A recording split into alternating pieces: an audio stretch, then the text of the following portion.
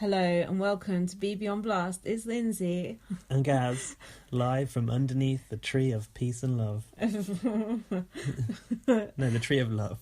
Not peace and love. Tree of temptation. Yeah, where is the tree of temptation? He got made into... chest of drawers. And then what? And then... Put through a... What's the thing where they shred up trees? What's that called? Woodcutter. Did you see about that woman? This is off topic. Oh, got put into a woodcutter. No, who shot her husband to death with a YouTube star. Yeah. Yes, what a fucking pair of idiots. She thought that a book would stop the bullet going through him. So I've seen comments on that going, do you know that kind of bullet could penetrate a brick wall? Exactly, like bullets can go through cars and things. Did you not do any research? My friend was like, I don't think she should get trialed for murder for that. I was she like, shouldn't. Really? Yeah. She's killed him. Yeah, but that's his stupid idea as well. He was stood there waiting for it. Also, their child witnessed that. That's 3 years old, and someone said, probably good job for the child then, that this mother's going to end up having the child taken away. This is sad.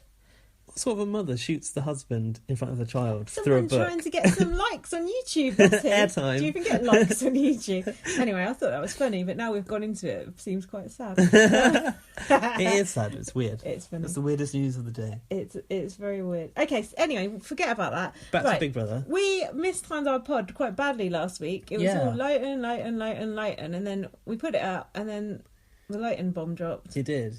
Where were you when you heard that Lotan was removed from the Big Brother house? Two people texted me, so I knew something had gone on. One was obviously me. Yeah, you texted me, and my friend Dawn texted me, who she doesn't text me that often. Is she the one that... No, she's not the one that saw... Is she... Where is she? Not the one that saw Imran No, that's Sukhinder. Nick. She's in Leeds, yeah. But she don't normally text, so I knew something good had happened for that. Big news. Yeah. She doesn't text me to say hi, just text me to say that shit. Well, I messaged you saying breaking news. Do you want to know it? Because I'm never sure you really want to know. I don't, but then I'm like, I'm curious. You know that if I'm saying do you want to know it, it's worth knowing. Yeah, right? that's true. But if you think about it, I mean, it's easy to look back and say it now. It does seem like it was all leading up to this moment, doesn't it? From the moment he tried to stick and, to quote Arissa Cox, something gross into Emma Willis's mouth, I said that's when I knew it was a wrong one. Yeah. And actually, if you think back, he was he was such an arsehole to Emma in that interview. But the way that he was carrying on in that house, it did feel like we would never ever get rid of him. So to actually get rid of him, and then some people going, "Oh, we were denied getting to boo him on." Who gives a fuck about that? We saw him absolutely annihilated. Yeah, and there's only about 100 people out there that get to actually boo him unless you want to do it from your sofa. I mean, it would have been good to see Isabel beat him, but then Isabel might not have even beat him if we look at the results of the match. We've not seen. Yeah, I don't want to think about what might happen tonight. We should say we're recording this before the eviction and then before new people go in. Spoiler alert. Yeah. So we don't actually know who's gone. I don't believe that bots thing anyway. I think it's the bullshit. percentages. I think it's a lie. Yeah, it's bullshit. It's funny because we know now that votes rarely go the way that we think. But if you look at stuff like the BB Spy polls for who BB Spy visitors want to go, it says Tom at the very top. But that's a self-selecting example. People who like BB Spy like discerning people with brains. That's true. It's funny, isn't it? It's true. So who are these idiots that are voting then? The way to find out is just look at people who reply to BB UK posts and stuff like that. Like the weirdos. General riffraff, idiot general public. Yeah. Loonies and anoraks. And then you see people go, "Oh, Lotan shouldn't have gone, blah, blah, blah." And then you're like, what? People started to come at me saying, defending Lotan. Don't come at Gaz. Don't come for my edges. Step back. We'll talk more about that percentage thing later. Let's do the Lotan section. So the morning was Lotan and Tom woke up for the last time together. Aww. Oh, but Lotan couldn't get out of bed because he had a hard on. Yeah, and Tom said, "Your hard on's been for you." Yeah, basically. He said it's been sticking in my back all night. You were. Hint. Raph and Deborah were moaning about the clique, saying the boys said they were going to Casper Isabel. Yeah. Good luck with that. Raph needed a definition on that. Does he not know who Casper the Friendly Ghost is? Pretty obvious, isn't it? It's quite young though. Maybe he hasn't even seen the movie. Come on, Raph. And then, what else? Sorry. Gaz has got no notes. So I didn't know this one. I was too engrossed in the action, but I have seen this episode thrice. Thrice? They showed a bit from the night before where Savannah was getting the boys sitting on her when she was in bed. This was what was described as, what was it, sexual intimidation. Oh, okay. What did you think of it? I couldn't really work out what was going on. They were being dicks. And so she was asleep in bed and they kind of had a play fight on top of her? Yeah, Tom decided to kind of push Lotan onto her and he was naked. But Tom kind of, Big Brother said, turned Lotan around bodily. Oh, yeah. So that his genitals were in close proximity with another human. Yeah. Another human. Why not just say Savannah? Or another housemate. Another human. Yeah, so that was a sexual intimidation. And Savannah was screaming a lot and Lotan was saying to stop, and that was why it was a problem, because Tom didn't stop. Okay, but what did you actually think? Did you care? I personally couldn't work out what was going on, and then Savannah said she weren't bothered. She said boys would be boys. She did, and that's true, but we know that if she had a problem with it, both Tom and Lotan... No, Tom actually, because Lotan was more of the object being used in the situation. It was Tom that was getting the bollocking for that. Yeah. So had she been said, oh, it was an invasion of my privacy, I saw like his balls go into my face, Tom could have been gone, like the Aaron Fruit story. Yeah, I mean, that was nothing looking back. Compared to this, this was actually worse. This is worse. She was squealing a lot. I don't think I'd like the weight of Lotan and Tom being on top of me in bed. Me either. In the dark, and Lotan being naked. No. It'd be quite wrong, but he is a great role model for his son, so... And also, she likes them two idiots, so... Yeah, she Don't mention his son. Keep his name out of your mouth, whatever his name is. Mini Lotan. I thought the son was called Sam, but I think Ellie was talking about that Sam that's coming back. Lotan Jr. So then... Blah, blah, blah, blah. Oh, Savannah's going on about how she saw Justin Bieber in a calf or something. How desperate has Savannah been to talk about Justin Bieber? Awful. I hate her. Oh, I can't talk about it. I'm sorry, but... You are talking about your fucking bio on Twitter said that you'd got a connection to Justin Bieber when they teased her. No, like my Big Brother teasing her. Yeah. And then she goes into the house. And do you remember that task where they had to showcase her talent? What did she sing? Justin Bieber. Exactly. And today, oh yeah, if you hang out at this cafe in LA, you'll see all the celebrities sitting there, like Justin Bieber was the only one that she mentioned. She was fucking desperate to talk about Justin Bieber. And then she's like, I don't kiss and tell. She didn't say that, but she might as well have done. Yeah, Savannah's useless. Hopefully she's going to go tonight. She's our only hope above Isabel. But why aren't people voting for Tom? Why? It feels like people don't like Tom. I don't get it. I said maybe because they voted 50p to put him in. They didn't. That's true. Vote 50p to get him out. Yeah, good point. Good point. do people like Tom? How can they? He's disgusting. I don't know how they can, but he was the people's housemate. People voted him in there, and I would never have chosen for that either. So why are we getting on all this Deadwood put back in?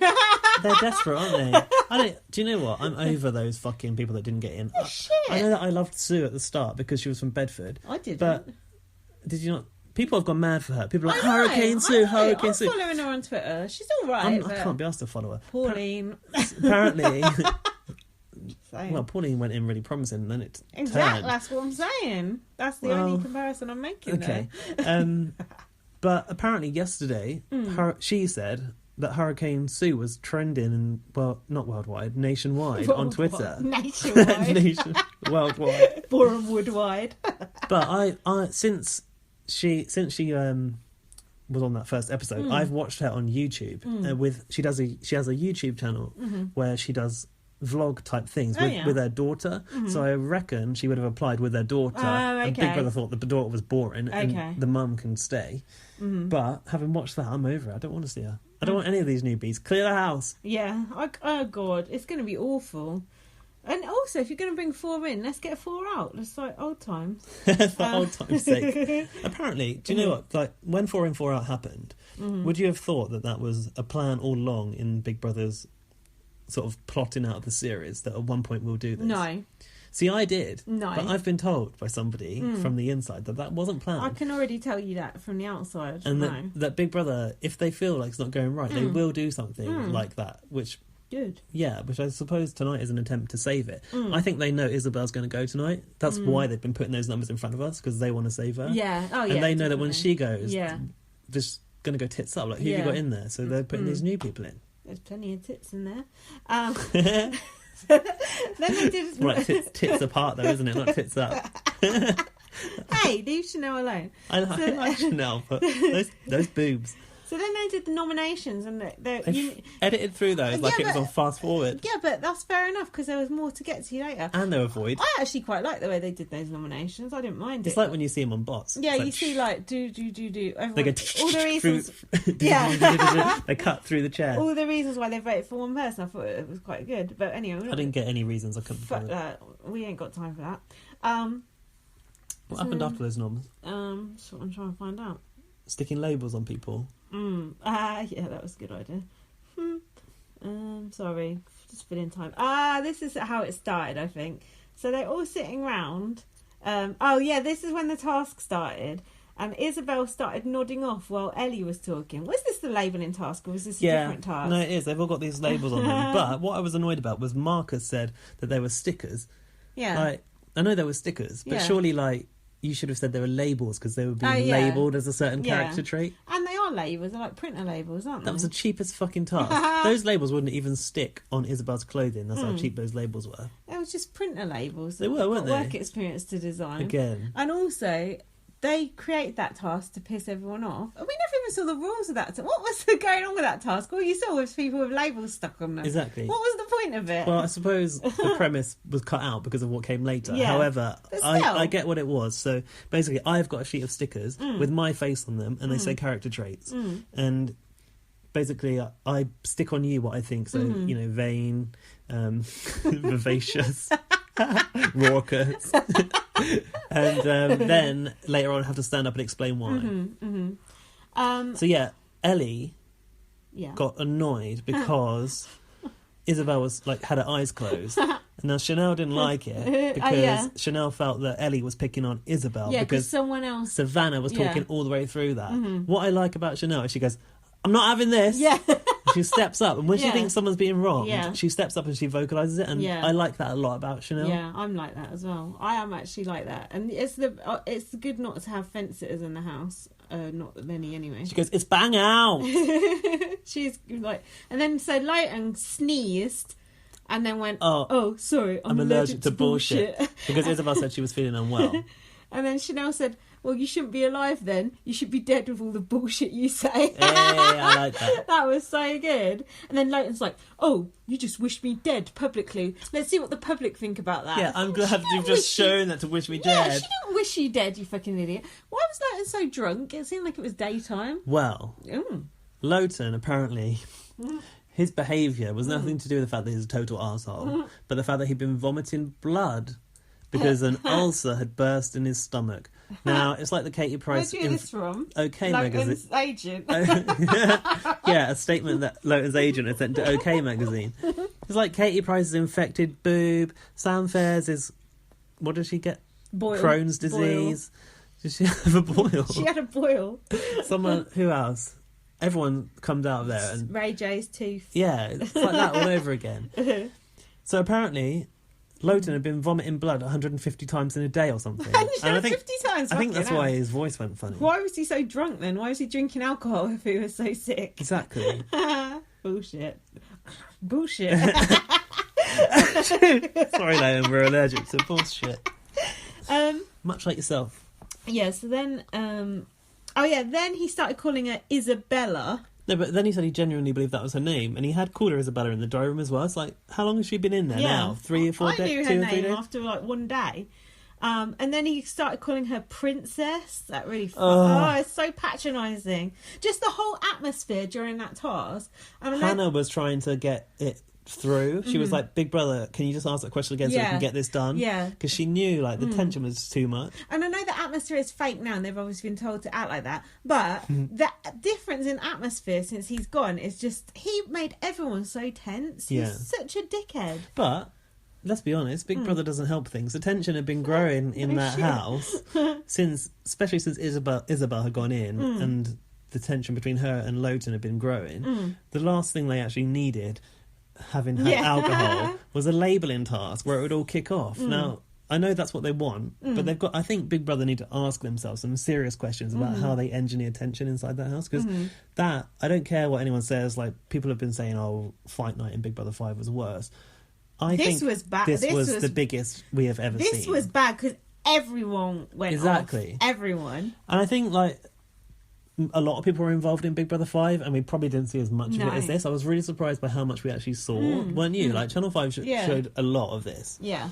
But, like, good. I don't think there's been anything comparable to that scale. I don't either. It was good. It was a really, really good episode. This is the thing. I loved it. It annoys me that I found it so gripping to watch. It was good. And actually, it's like, it needed to happen. Like, that tension needed to break, and it has. I've enjoyed what's come afterwards. Really? Yeah. We'll get to that. So then Lotan called Chanel a camera-hungry bitch. I'm not sure. Yeah, but he did it in like a Scottish accent. He went, "You camera-hungry bitch." Did he? Yeah, it was really weird. And she was like, "Well, look at yourself," or something. She said, Isabel said, "You're just being cocky because you had a drink to Lotan." True. And I noticed Raph just looked like he just wanted the couch to just open up and just suck him up. Yeah, he doesn't cope well with tension. No, he doesn't. And then in the middle of this, middle of it all, Raph and Chanel had a little nice moment together about how they were bed buddies and they liked each other. That was cute. That was yeah. She said Raph is the only one whose opinion I give a shit about. Yeah. So you can tell me why you gave me this, which is most trustworthy or something. Yeah. And then Charlotte gave Hannah a petty sticker. We've got to talk about Charlotte very, very briefly. Come on. What is that fucking problem? Why is she on the side of evil now? I don't know. She's really like buddied up with Ellie for some reason. She is the worst of the worst, because not only is she bland, she's a number for the bad side. However, yes, I was amazed that in that scene where the fight broke out, she got in between Ellie and Deborah across the stairs. Did and she was like fucking Stretch Armstrong. I saw Tom was up there as well. One arm on each banister trying to block the way. And I thought, fucking hell, Charlotte is actually fearless. Okay. All right, we'll give her that. So then Lotan started, this is kind of the start of it, Lotan started picking on Isabel for looking in the mirror. I think because she said something about him being vain, and then he's like, "Oh, who's the vain one now?" or whatever. And they said, "Oh, she's just trying to fix her mic pack or something." And Hannah was going, "Leave it out, leave it out." And he said, "Oh, I'm just trying to make light of the situation." So then we had the fateful line, which had to be said twice, I know. And then no one heard it. Yeah, but like, not really a good role model for his son, though, are you? I like the fact she said it twice because no one heard it the first time. Can I just say, there's been a high percentage of Northerners in this house, hasn't there? Okay. Everyone's from up north. Oh, that's good, I think. Isabel is a bit odd, isn't she? A bit odd? Yeah, like she's a bit like emotionless. Do you know what I mean?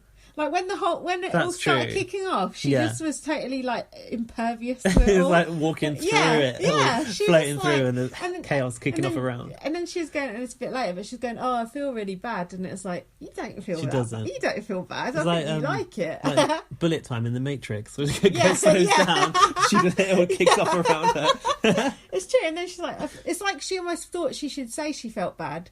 But in her heart, she didn't feel bad, and I don't blame her. I remember her sort of coming to the bedroom afterwards and fretting about it, and Chanel was like, "Oh, just sit down." Yeah. So she goes, "Yeah, you're meant to be a good role model to your son." But go on. But just before that, Lotan had said he wasn't taking anything in this task seriously. Yeah. So keep that in mind. Yeah. I've put, she said it twice because she slurred it the first time, in brackets, meds. So then Lotan threw the drink. Now, did Lotan throw the drink? Or did he swirl it around? He swirled it around. He did, yeah. I was going to say. He just swirled it around.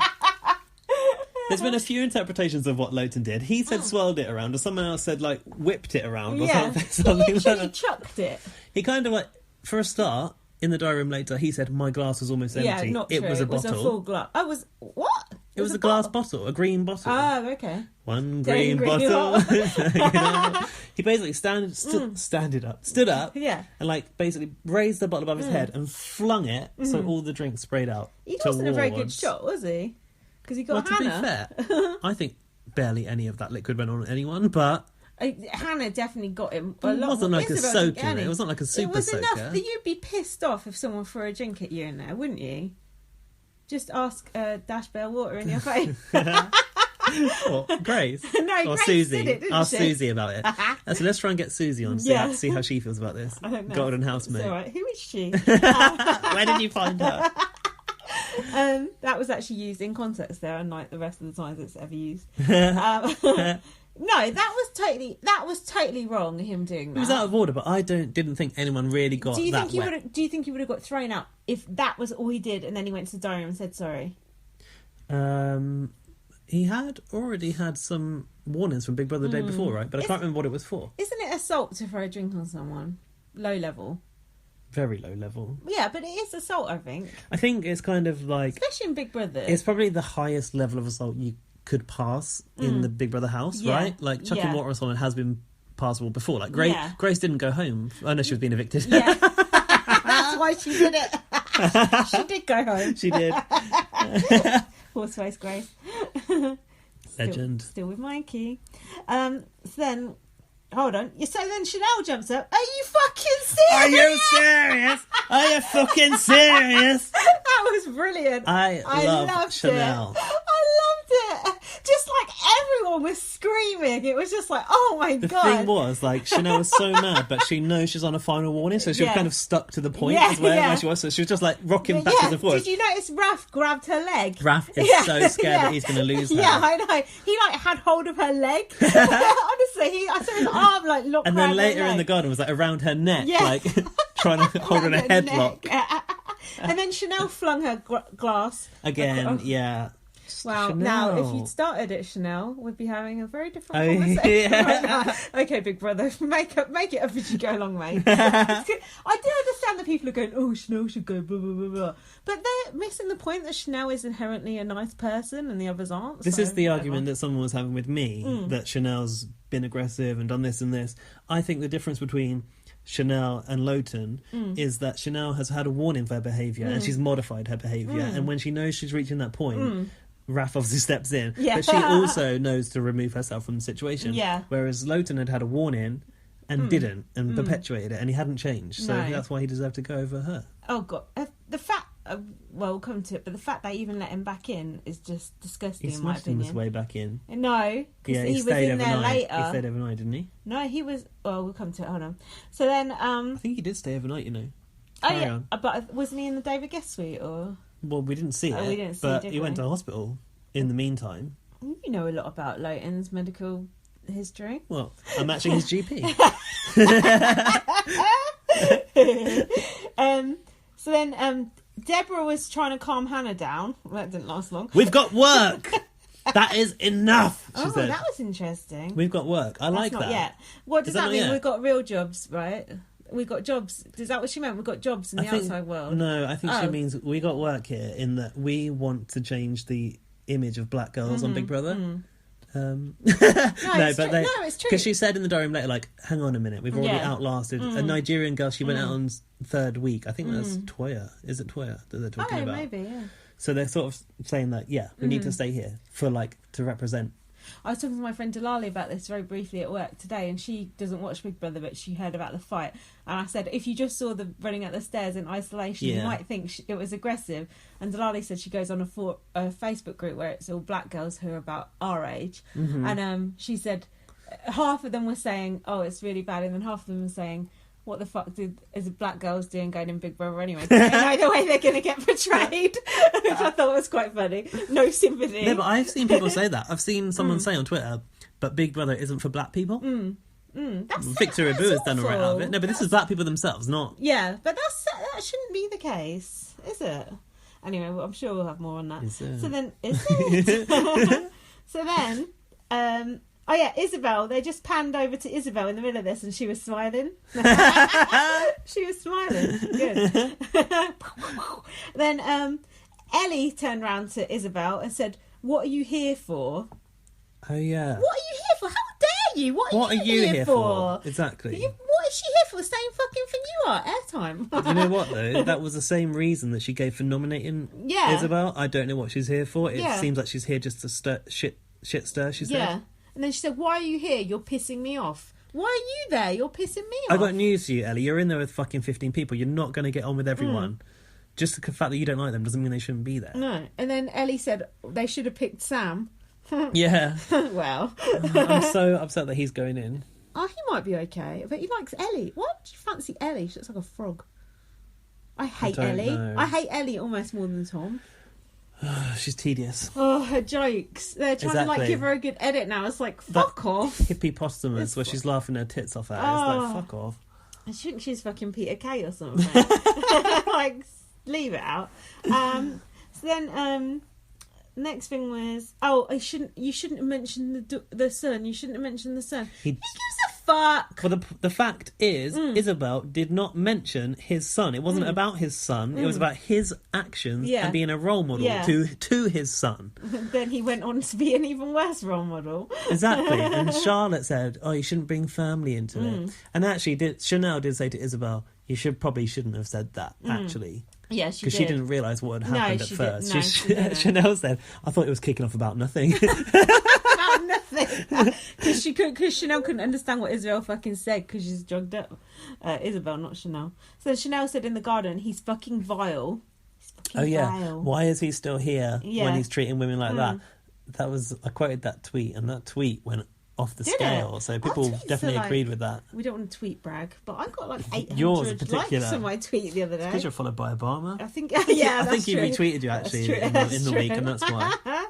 So then, hold on. Oh yeah, then this is it. Chanel didn't realise what Isabel said about Lotan's son, and then Isabel went, "Yeah, but I did." Isabel was so cold. I liked it when she went, "Yeah, but it's true though." Yeah, I know, she's so cold. And it is true. And I like it that she just says that's true. She doesn't care. I agree with her. She's weird. She's funny. She's weird. Isabel's interesting. She's an interesting weird. character. I can't get a handle on her in a way. She's infinitely more interested in Savannah. I hate Savannah. So then Lotan was in the diary room digging his grave, I've put. With Tom? With Tom. So he says... To be fair to Lotan, he did go straight up to that diary room I was when say, that happened. Because there's no comment about where he was after that. What's quite funny is that he swirled his drink. Yeah. The house erupted and he just went up the stairs. Yeah, it's like bye everyone.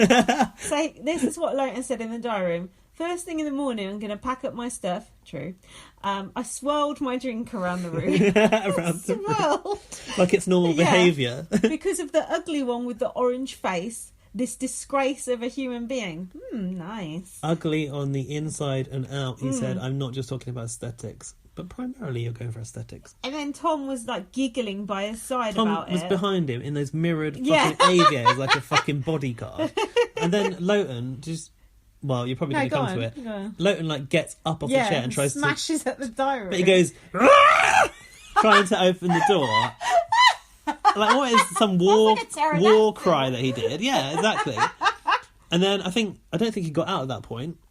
Big Brother made him sit down. Tom made him sit down again, and Lotan said, "Get the fuck off of me." I know, and Tom flinched. And that tells you all you need to know about Lotan, that he speaks to his own friends like that. Yeah, exactly. Because no one would ever speak to their friend like that, no matter how hurt you are. You know your friend is just trying to calm you down. He doesn't give a fuck about Tom. But Tom is so far up his arse, he doesn't care.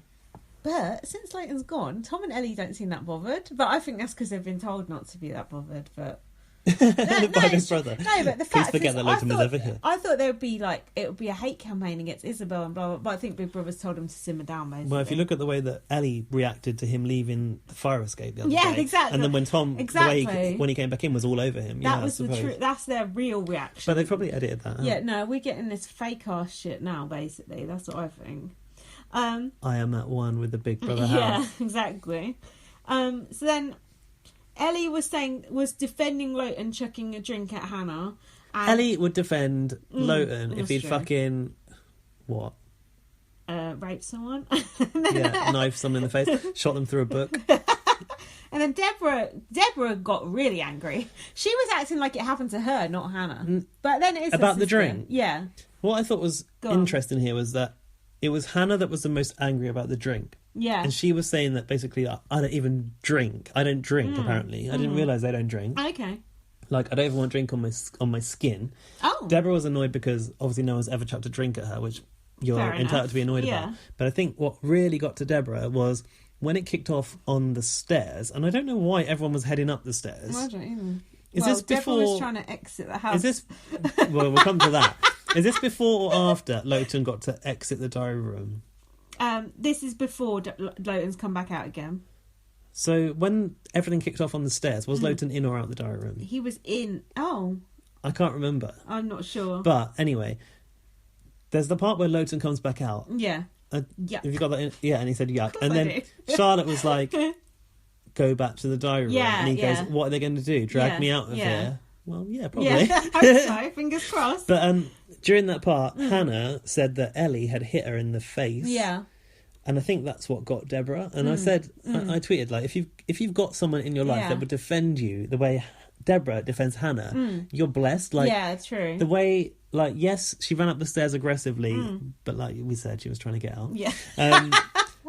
Ellie was going, hit me. Hannah, Deborah was like, all right, I wish she'd got out those stairs and hit her. You know who got there first? Before the security? Raph! I seen Raph trotting up them Before stairs. the security got there. I've watched it on the GIF plenty of times now. Anyway, we're losing You're getting too far timeline ahead. here. Get back.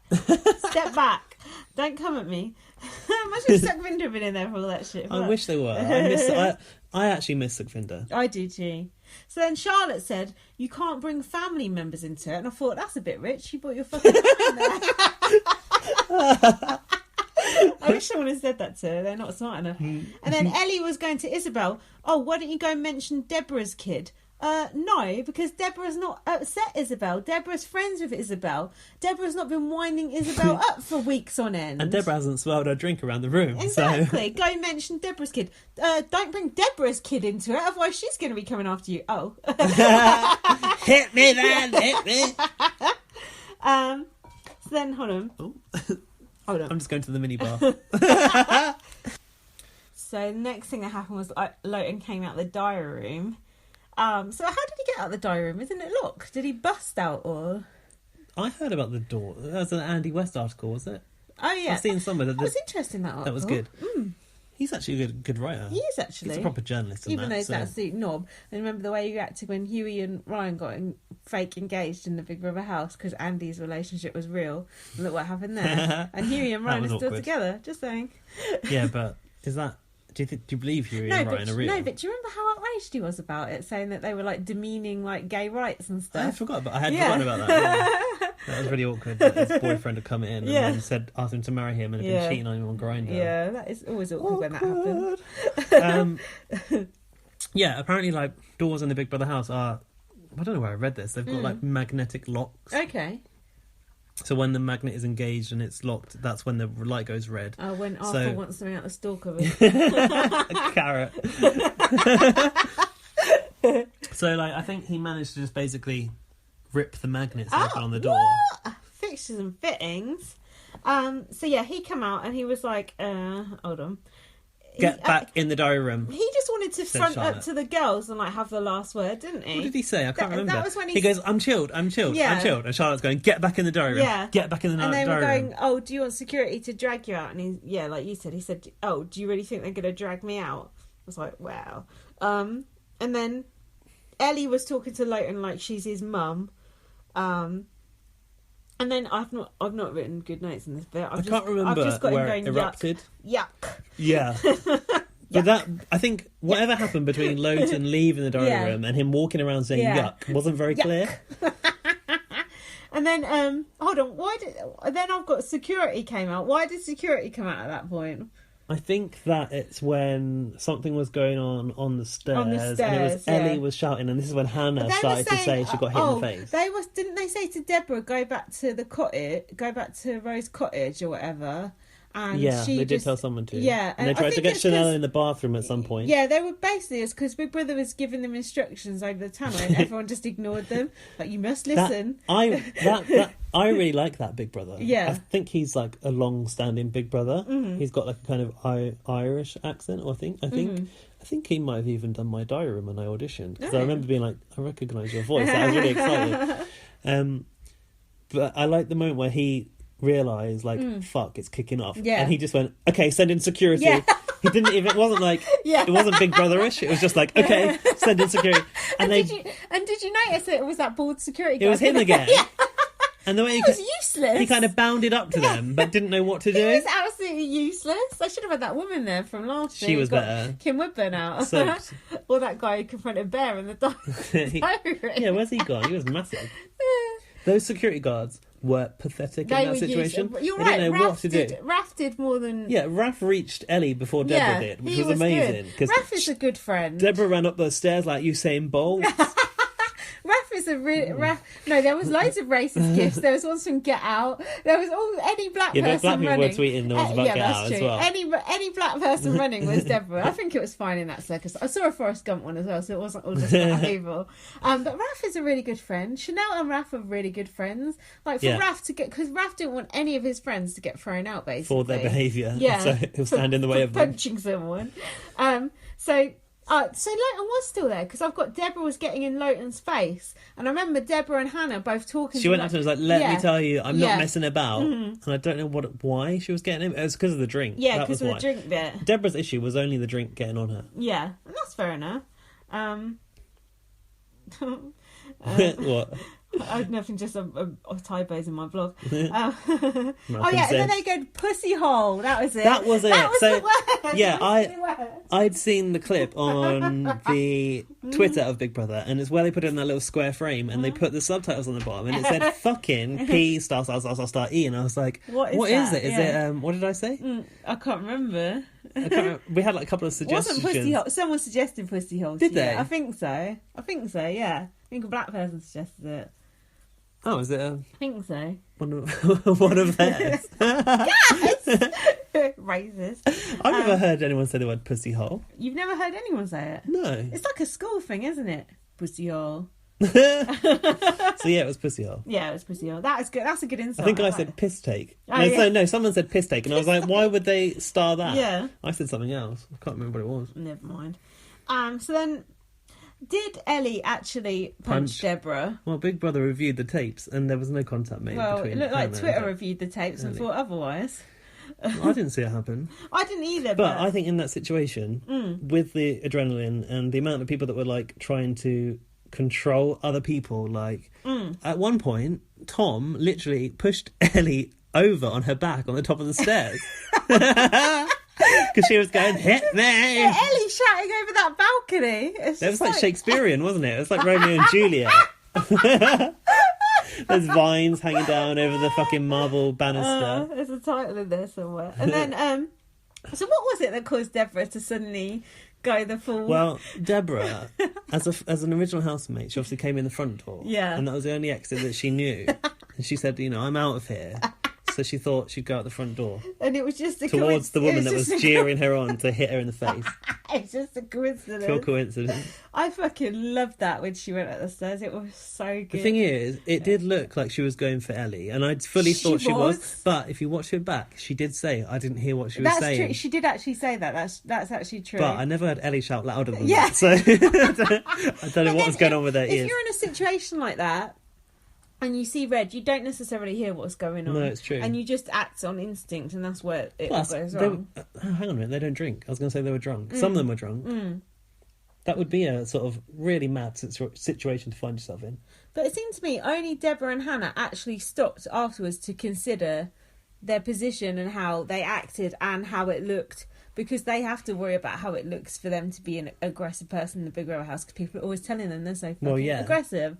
And they know from the history of Big Brother that black girls are angry girls, and that's the way they are. And from the history of the world. And that, but the only history that matters in my world is Big Brother. But I don't know if I can get to this now, but Deborah did want to walk out.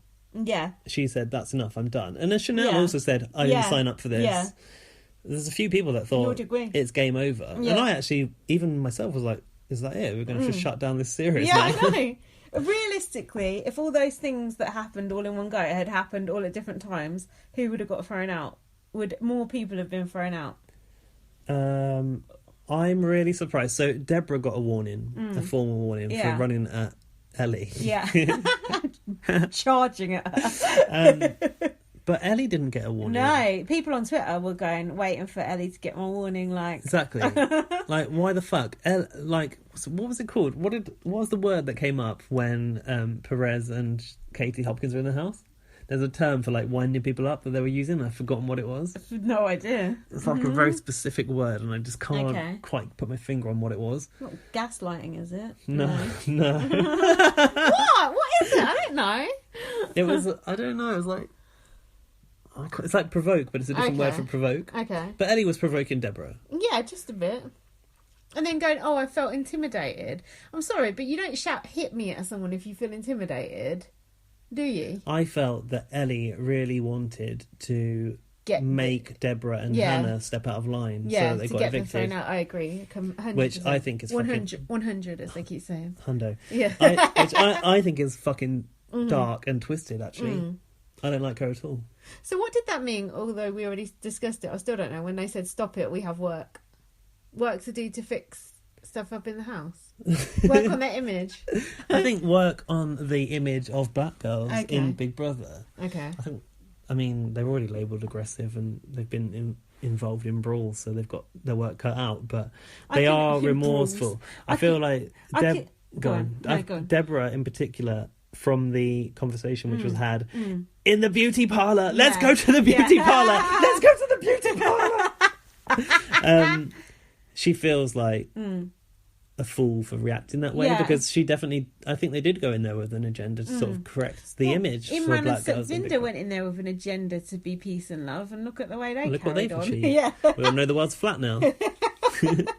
But Deborah was like, oh, I'm a mother, like, and she definitely felt shit about the way she'd acted. And also, if you think about it, think, oh god, I ran up the stairs like that, I must look like a crazy person, when actually it was brilliant. But you wouldn't know that being in there, would you? That's true.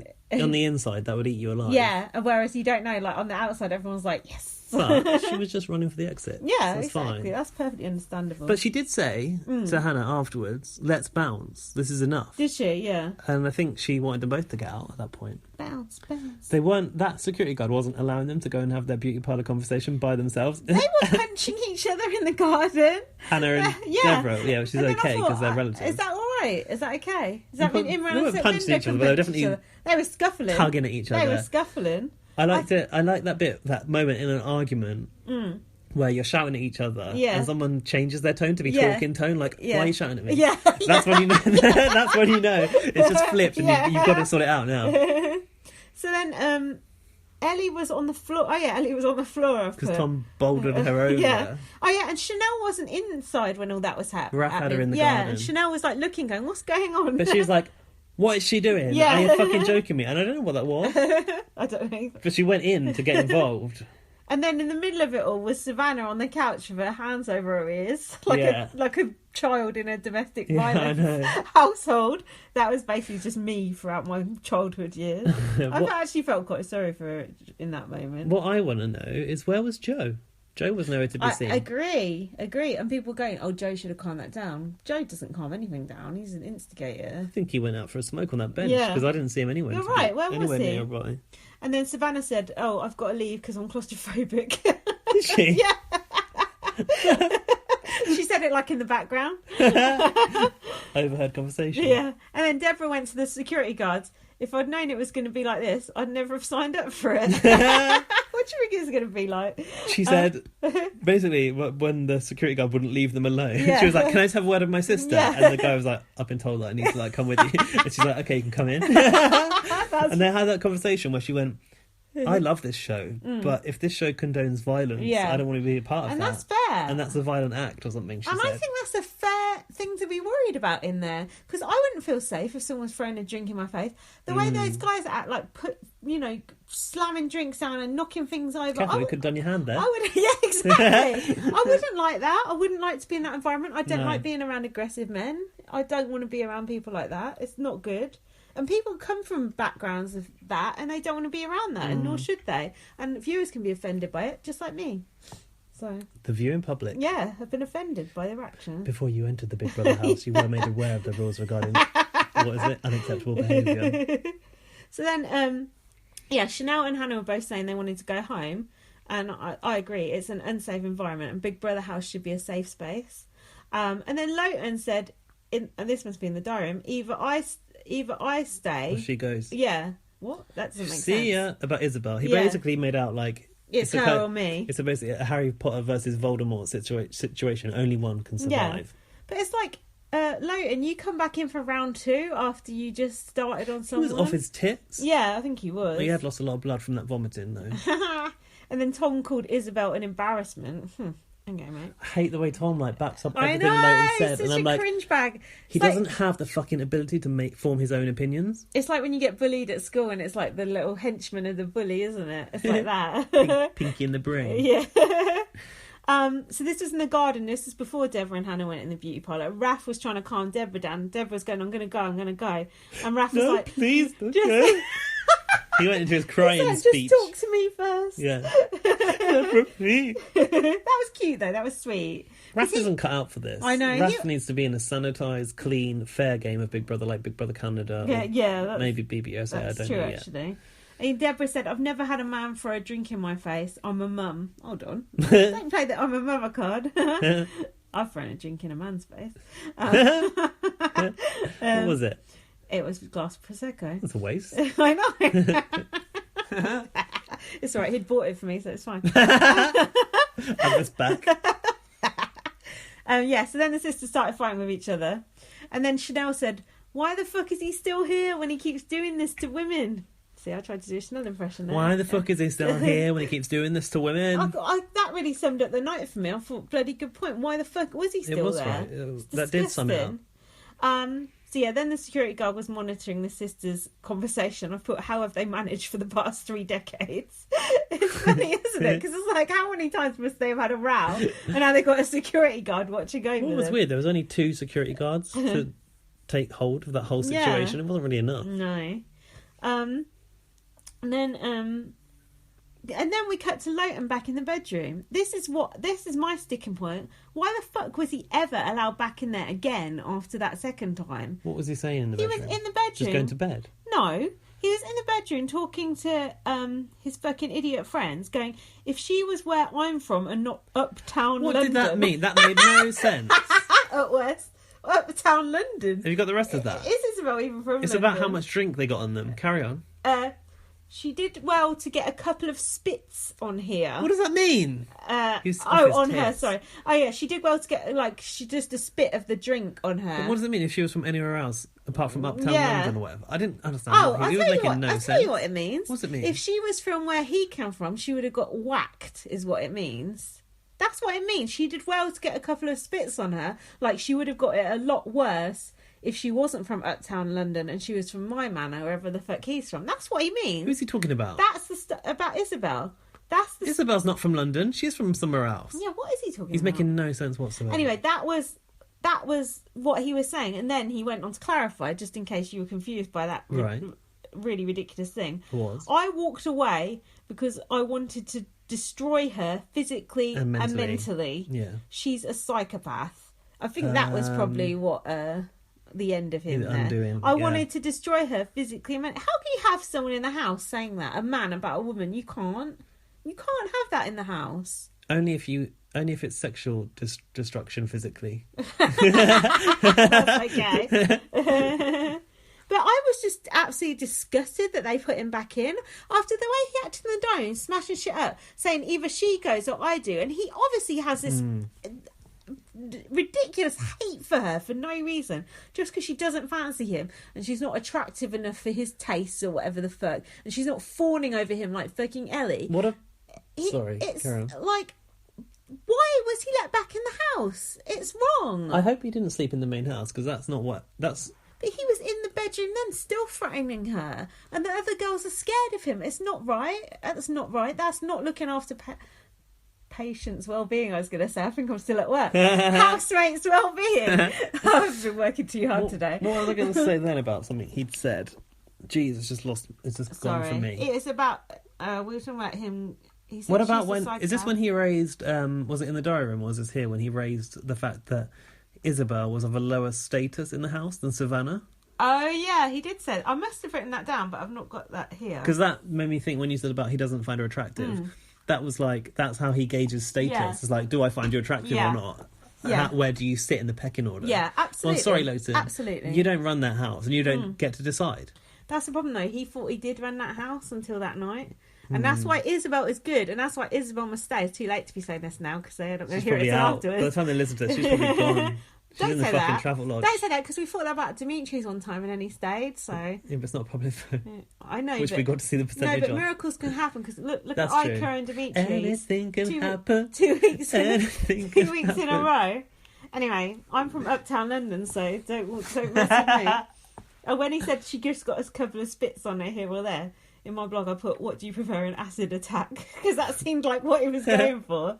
Firm McCann. So then Charlotte was outside with Tom and Lotan. So Lotan's still fucking in there smoking cigarettes. And Charlotte said, we're a bigger group. So Charlotte's got the numbers. She's meant to be... Oh, I hate Charlotte. She's got to go. She's got to go. She's backed the wrong horse. What do you think her mum thinks about her siding with Tom, who evicted her mum? Remember that Mandy was all over Tom in the early stages. No, actually Kieran. No, Mandy... I think she's on that side. I think Mandy's with that side. Oh, I forgot about when Kieran, when the security came in and Kieran put his hands up like he'd been arrested a few times. Yeah, he put his hands up like he knew the drill. It was so good. He was like, take me away, officer. Have you been arrested? Not that many times. Yeah. Just a few times. Disgusting. So then, then Tom went, yeah, family. We're family. About... Something's shrieking outside. Uh-oh. The cat's onto something. Oh, God. Oh, don't say that. It's fine. It's probably Bird wars. Probably just some birds fucking. Angry birds. Oh, yeah. So then, Lotan... was this in the diary? Lotan's saying there wasn't much liquid in the glass. So this is that. Which weren't even a glass. This is good. You can confirm or deny this part. Any man would have reacted the same way as I did. That pissed me off. You can't speak for every man when you've actually you're complete You're just douchebag. a gay man, Gaz. What do you know? I know, I barely count. What do you know about what real men would do, attacking women? But I've seen other men saying, fuck off, Lotan. Like, no way I would have reacted like that. Then he said, if people are intimidated by me, it's their problem and not mine. No, it's your problem. I'm being persecuted for being a male. My favourite. Oh, my favourite. Poor white men. Oh, boo fucking who. Fuck the TV show. Fuck the situation. And fuck the girls that went off. Right or wrong, it could have been a hell of a lot worse. Yeah, what are you trying to say, Lotan? Another veiled threat from Lotan there. Okie doke. This is who I am. Take me or leave me. And he said, I make no apologies for it or something. Mm-hmm. So what's it to be? Take him or leave him? Leave it. Thanks very much. Here's the door. The door to your left. So it was the next day. You're right. We don't know where he slept. We don't know where he slept. We just came up with the next day in the corner. But then he got some new slippers. Where did he get those from? I think he got them from the hospital. Okay. See, what you don't ever... I don't know why Big Brother don't show this, because when someone, to my mind, when someone has a medical reason to leave the house, then that's fine. I mean, if you're going to rehearse for the X Factor tour, that's a different matter. Like, probably should hide that one under the carpet, or to film Geordie Shore, or do a photo shoot, whatever. He had to go out because of his vomiting of blood. Rebecca had to go out because she fractured that arm when she slipped on an egg. Like, they don't even tell us that. Like, that's relevant. Know. They used to tell us shit like that. It fucks me off. But what you could see on the when he's getting his marching orders, he's got one of those hospital bands on his wrist. I did notice that. So I think they gave him. Do you know what? I looked at that and thought, oh, has he been to Glastonbury? That's how smart I am. I did notice that hospital band on his wrist. That was that. God, I'm so stupid. I don't think things through. Jesus. So then he goes, oi, do you like my new slippers? Not really, Big Brother's mate. like... And then when they told him you got to go, you got to go, he was like, yeah, it's cool. I knew he'd be like that. Just like, yeah, it's cool. Would you like to say anything, Lotan? No. If they asked me if I wanted to say something, I'd say so. I'd do a whole speech. Wouldn't you? It's your last chance, so you might as well take it. It was very similar to the way Kaylee went out, actually, wasn't it? In more ways than one. Yeah. The diary room meltdown and smashing things up, and Rebecca was there, like Tom was there with Lotan. It was very similar, disgusting personalities there. So then he had his finger in his ear while he left, I noticed. Did you notice that? Finger in his ear? He was like this, had his finger in his ear as he left, as he walked out. No. I put he's probably trying to keep his one brain cell from falling out. Didn't notice that. He had an earpiece in. So on the whole, that was it. What did you think of that episode? We just done an hour on that episode, actually. No. Let's be honest, like... The fact that we talked for so long about that episode says it all. And I had no notes on that episode because I didn't need them. But... What? People were saying, I listened to Couch Big Brother Radio. Rebrand. And he was saying, you said this to me, Doc said it's not Big Brother, but you said this is Big Brother. Yeah, he said that. He said no, that's not Big Brother. That. But it is. Let's debate it. Go on, let's debate it. Come on, Doc. We'll have you. Let's be real. Like, this may not be a part of other Big Brothers, but it is a part of our Big Brother, and always has been. Confrontation amongst the house, like from series 1 when everyone got Nick together around the table. Okay, it didn't kick off. That was a sophisticated convention confrontation. Yeah, Deebish plan. Very deebish game. It's always been a part of our Big Brother. We've seen it kick off big time in Big Brother 5. We've seen it kick off again. Fight Night 2 was that when Dennis spat at Mo? Was that Fight Night 2? I don't know. There's been a few proper fights. We've had, even in Celebrity Big Brother, we had Kim Woodburn, security coming in. Yeah. Like, I think this is Big Brother, and I think, like, I don't necessarily want it to reach that level, but this was the most riveting episode that we've seen this series. And also, it's about storytelling, and it's about someone getting their comeuppance. Yeah. And it's about someone who's been grinding everyone's gears. Everyone hated Lotan. On Twitter, every tweet I did about Lotan the tweets just went through the roof. The Lotan hate was so real. And everyone thought they were going to have to put up with him. And he was so high, riding so high, and pride comes before a fall. Yeah.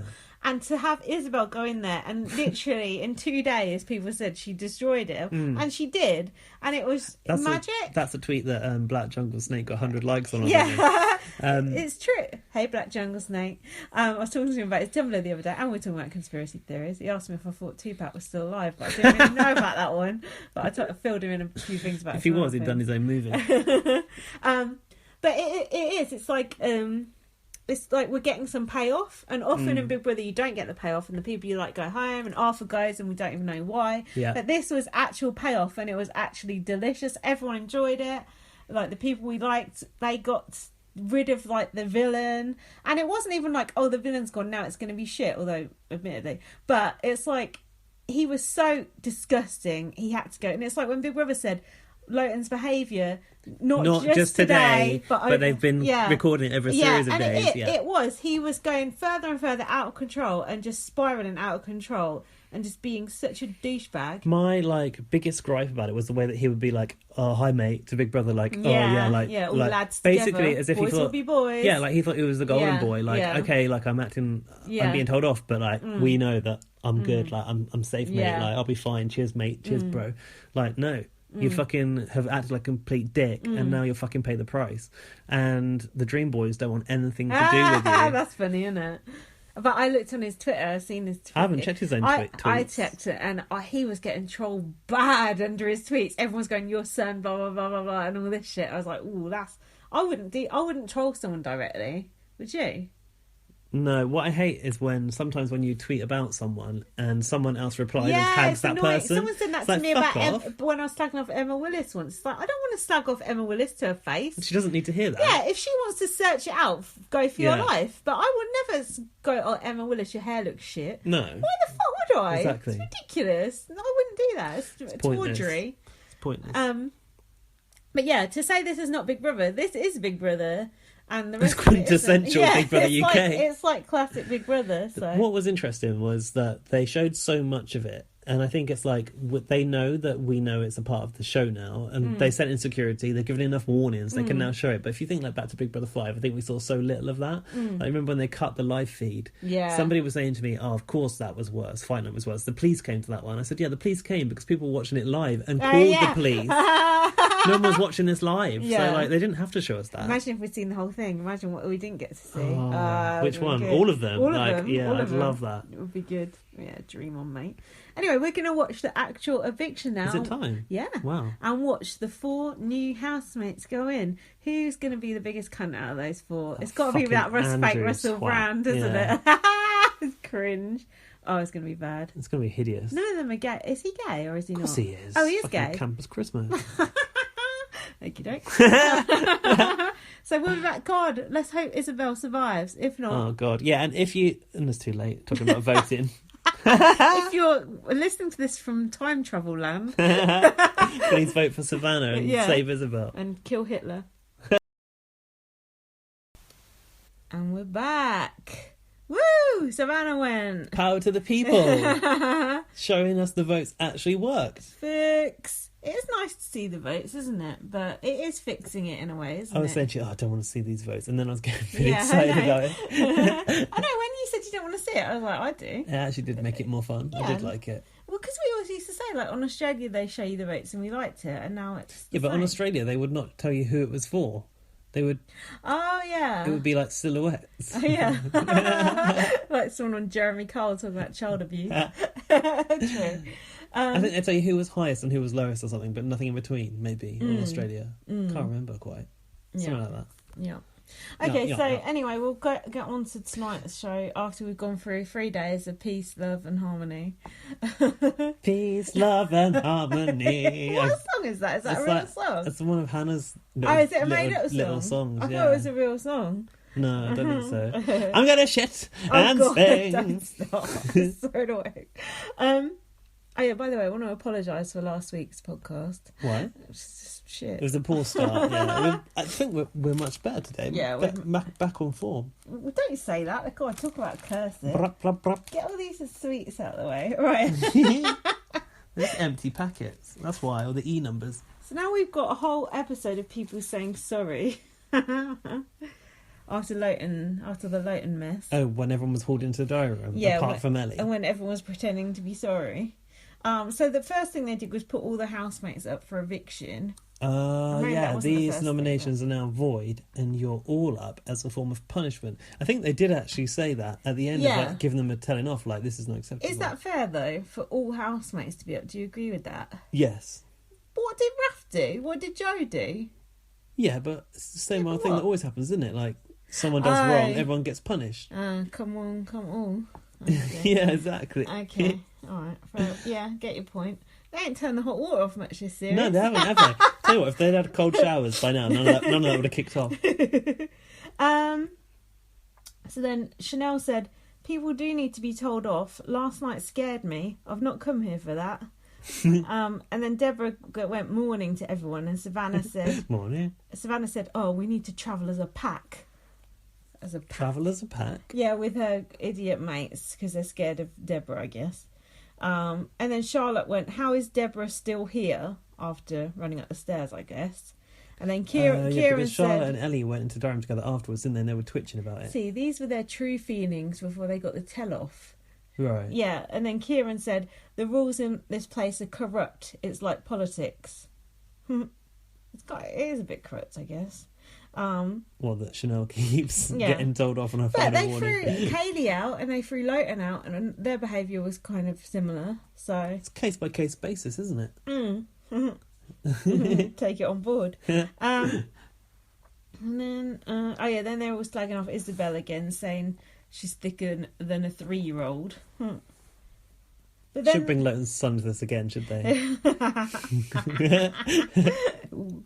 Then the house got transformed into a hippie commune. Oh yeah, I like it looked so good, right? It did look good because I like the way the house looks anyway, and now it looks all even nicer. Tie-dye they put up those like lantern things. Yeah, it looks like material hanging around. I like the tie-dye tablecloths, and they've all got like mirrored little round glasses on, like John Lennon. Even their clothes look better than normal. Yoga pants they were all wearing and tie-dye. I thought it was a punishment because they removed the sofa, but it was actually to make it. They put in a little false wood fire, didn't they? But that was. They've used that before. That was a punishment, wasn't it? Really. Not having that sofa. Yeah. That sofa don't look comfy though.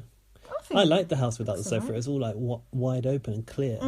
No, I don't like that outdoor vibe still. Freaks me out. They've got cushions to sit on though. You like a cushion? I do. I liked all the cushions in the garden and stuff. You like a cushion, I do actually.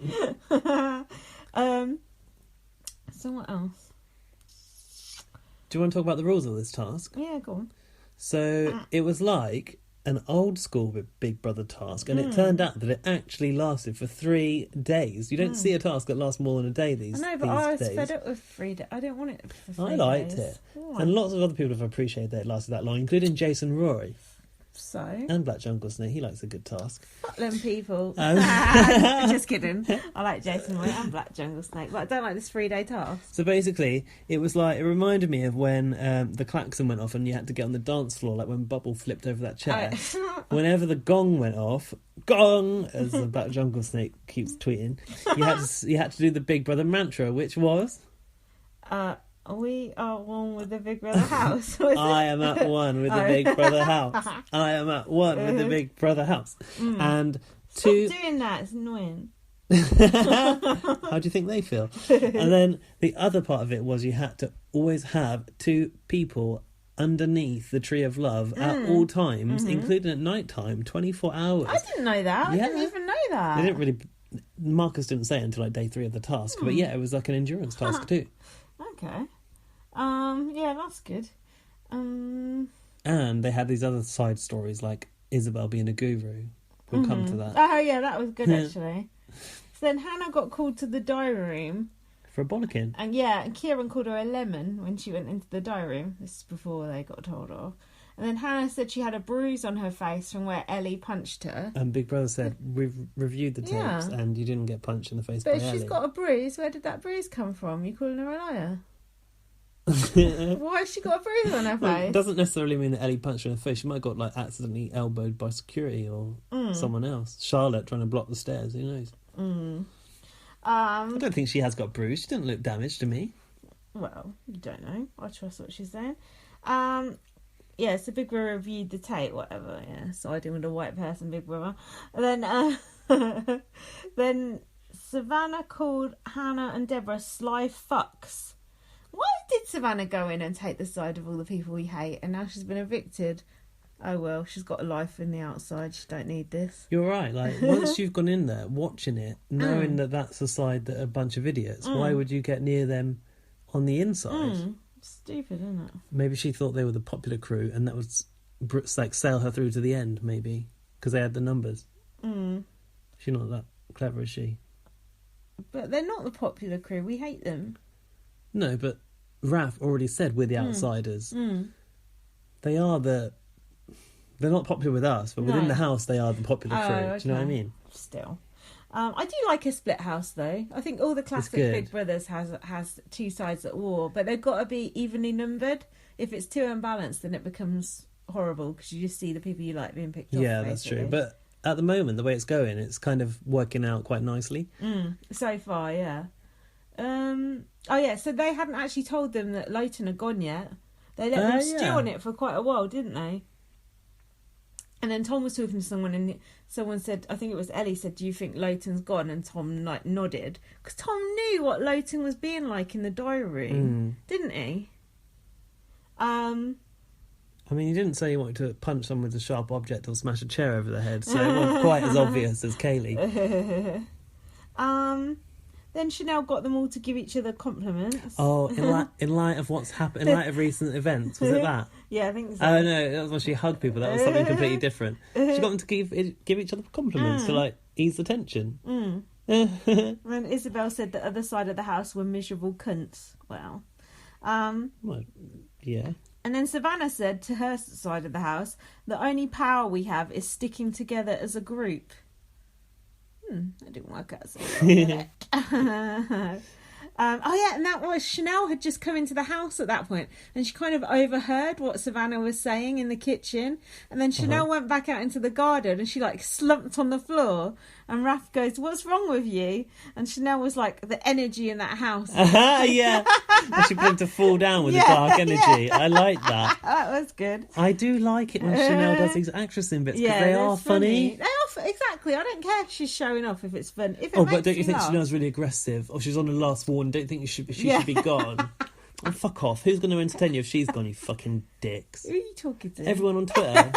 Everyone on Twitter. Fuck all of you. If you're on Twitter and you're listening to this, Gaz is telling you to fuck off. If you're on Reddit, it's all right though. Yeah. I looked at Reddit since that good review came in. Yeah. Don't look again. Done. Calling us fucking morons now. That last episode was shit. Yeah, that's true actually. Oh, this is gone shit. It's on the downturn.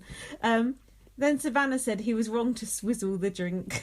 Swizzle, that was the other term. So we've got swirled and swizzled. Swizzle it. Retweet for swirled, favourite for swizzled. Go on, finish that song. Swizzle it just a little bit. What's the end bit? Something move. What's that bit? I don't know, I can't remember any more of it than that. Anyway, then the housemates got their group tell-off. They did not listen to Big Brother during heated conversations. It's because they can't hear you, Big Brother. Shouting too loud. Big Brother must be able to separate housemates over the tannoy. Tannoy. Okay, but you're not, so then what?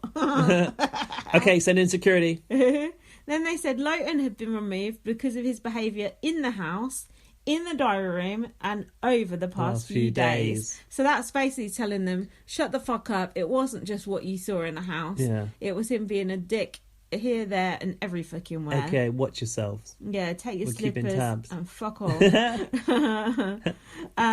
And Big Brother encouraged the housemates to show tolerance. Yeah, it did. It was very interesting. Like, the irony of them throwing in a peace and love task after the biggest brawl in Big Brother history, I thought was brilliant. Do you think they just cobbled together that task after the brawl? Or do you think Nah, you can't find those lanterns really? out of nowhere overnight. They've only got Tesco next door and fucking Poundland down in fucking Bournemouth High Street. They ain't going to find that shit that quickly. That's what Andy West said in that article. I don't know if it's the one you read or the other one. I He haven't said read that. when you're having a breakdown in a They diary room, go, don't forget, there's a Tesco next door. Yeah. The outside world's continuing outside. Yeah, and It'll this be is all not right. real life. Yeah. That's cool, isn't it? I like it that they do that. Yeah, it's good. So then, what else happened? So they all found out they're up for nomination. Yeah. And then they all started apologising to each other. This felt fake as fuck. It is fake as fuck. Wasn't it? Like, literally, they were all hugging each other and apologising. Oh, I'm really sorry. Like, Ellie was suddenly friends with Hannah. The bad feeling would go on long after that. It wouldn't be dissolved the next day.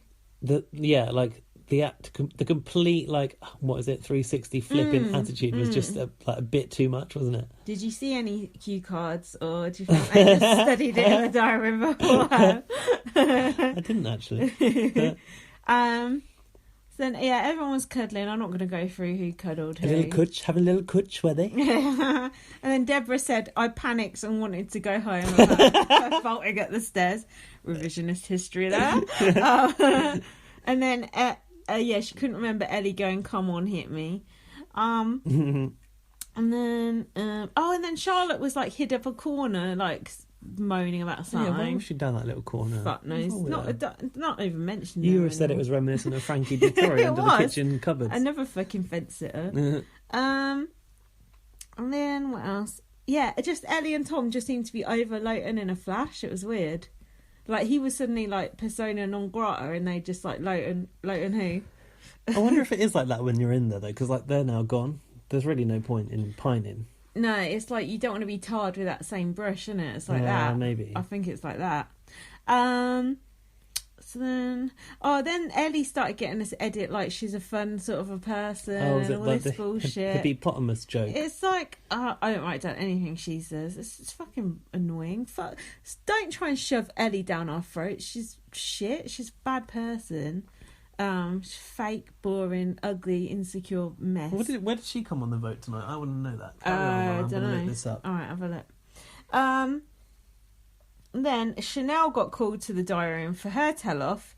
Now, I know you thought she's on a final warning. She is. But there's a caveat to that. She didn't actually start the row, and it doesn't count that she threw a drink. But if she just started that fight, it would be a whole very nother story. I was like, okay, Big Brother. It's like when Helen Wood got all her warnings, isn't it? Ellie only got 3.26% of that vote tonight. Ridiculous. That's nearly the fucking lowest. Ugh. Raf was the lowest. Raf got 0.880%. Even Donald Trump. Not even can't a hold him percent. down.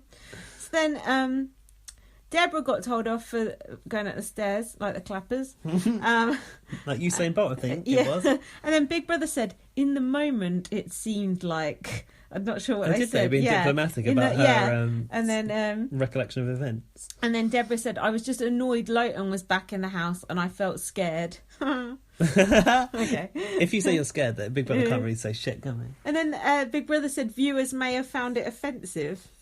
I find it hilarious. How's it offensive watching a woman run upstairs? Look, if you keep winning the race, if you What was it? If you keep winning the race, eventually they're going to stop running. What? That's something Deborah said earlier in the week. Oh, is it? Yeah, and she ran so fast up them stairs. Is that your tattoo of the week? It was one of my tattoos of the week. Have you got a tattoo this week? Yeah, I got a few of them. It might be in my notes, which I haven't started yet. Get you. Coming up. Coming up, some of Gaz's impressions. Someone said they liked your impressions the other day. Who was that? They've been quite crap so Fuck far off. this year. Who said they liked my impressions? Arif, I think. Oh, he said my my Imran. He said my Imran was really good. Yeah, Imran and Sukhvinder's not bad. Your Chanel's not bad, actually. Oh, Big Brother. Oh, Big Brother. I think we'll get singing impressions out of BBUS. He's just the same on the outside. Oh, don't. I can't remember how Imran talks. No, me either. I don't think he talks. Henpecked. Hold on. So then... whatever. Oh, Isabel said about everyone making up and being nice to each other. She said, I feel they're just being nice because they've got to be. It's either be nice or look like an absolute twat. A twat was a twat. Yeah, that's a true story. She's absolutely spot on. She could see that people were being fake. Yeah, she does have her finger on the pulse quite a few times. Despite all that fake tan. Then Raph was talking to Kieran and I said, it's weird seeing people talk who don't normally talk, like they're being forced to for a storyline, which is true. What were they talking about? Just making up. Oh, Kieran was saying how Deborah looked aggressive and blah, blah, blah. I hate that. And I did it. Oh, and this is what Kieran said. Actually, he did make a good point. Because Raph was sticking up for Deborah, and Kieran said, you'd be scared if you were at the top of the stairs and I took my jacket off and ran at you. No shit. Did she take a jacket? She didn't take a jacket off. And then Raph said, well, I don't know. Raph was still sticking up for her. It's good. It's when Deborah takes her wig off that you got to worry. Yeah. Hold my hair. Yeah. I'm going in. Then Joe was wearing some pink feathers. Joe really came into himself during the hippie task. Yeah, I've seen a warmer side of Joe and I've quite liked it in a way. And you know what it is? It's his feminine side. Oh, because every bloke's got a feminine side, and sometimes I like to wear my girlfriend's clothes. And if you don't like it, fuck off. And Joe said, fuck peace, love and harmony. There was a point where he said that sometimes you need a war. Well, that's true.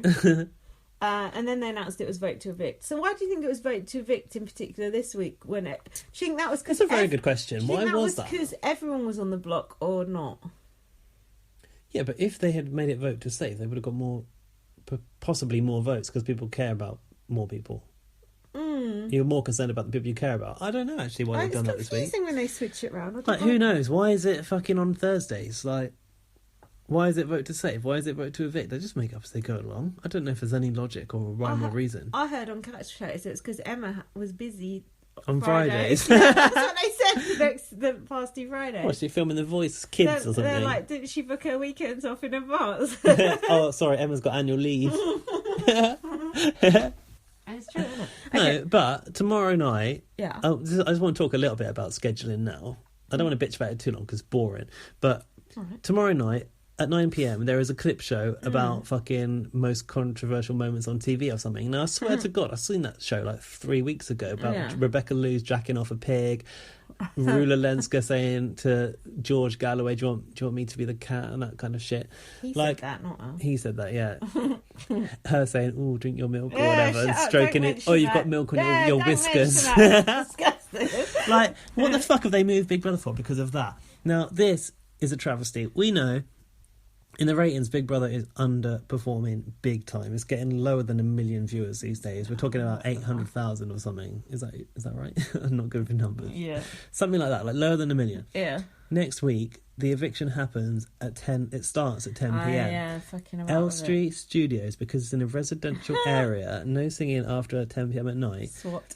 You have to get all the audience out of Elstree Studios by 11 p.m. That means they're going to have to show Big Brother on a delay. So they're not going to see it as it happens. Twitter, it's not really going to be live. Stay off Twitter. And do you know what else is the biggest fucking slap in the face? What? That fucking half an hour of live feed that we get every week is cancelled. That's it. What? You better be watching live feed right now. We're not. Oh, yeah, after bots. You're right. It's on tonight after bots. Oh, but it ain't on next week. That'll be a lot. There won't be any more live feed. Is that a fact or are you lying?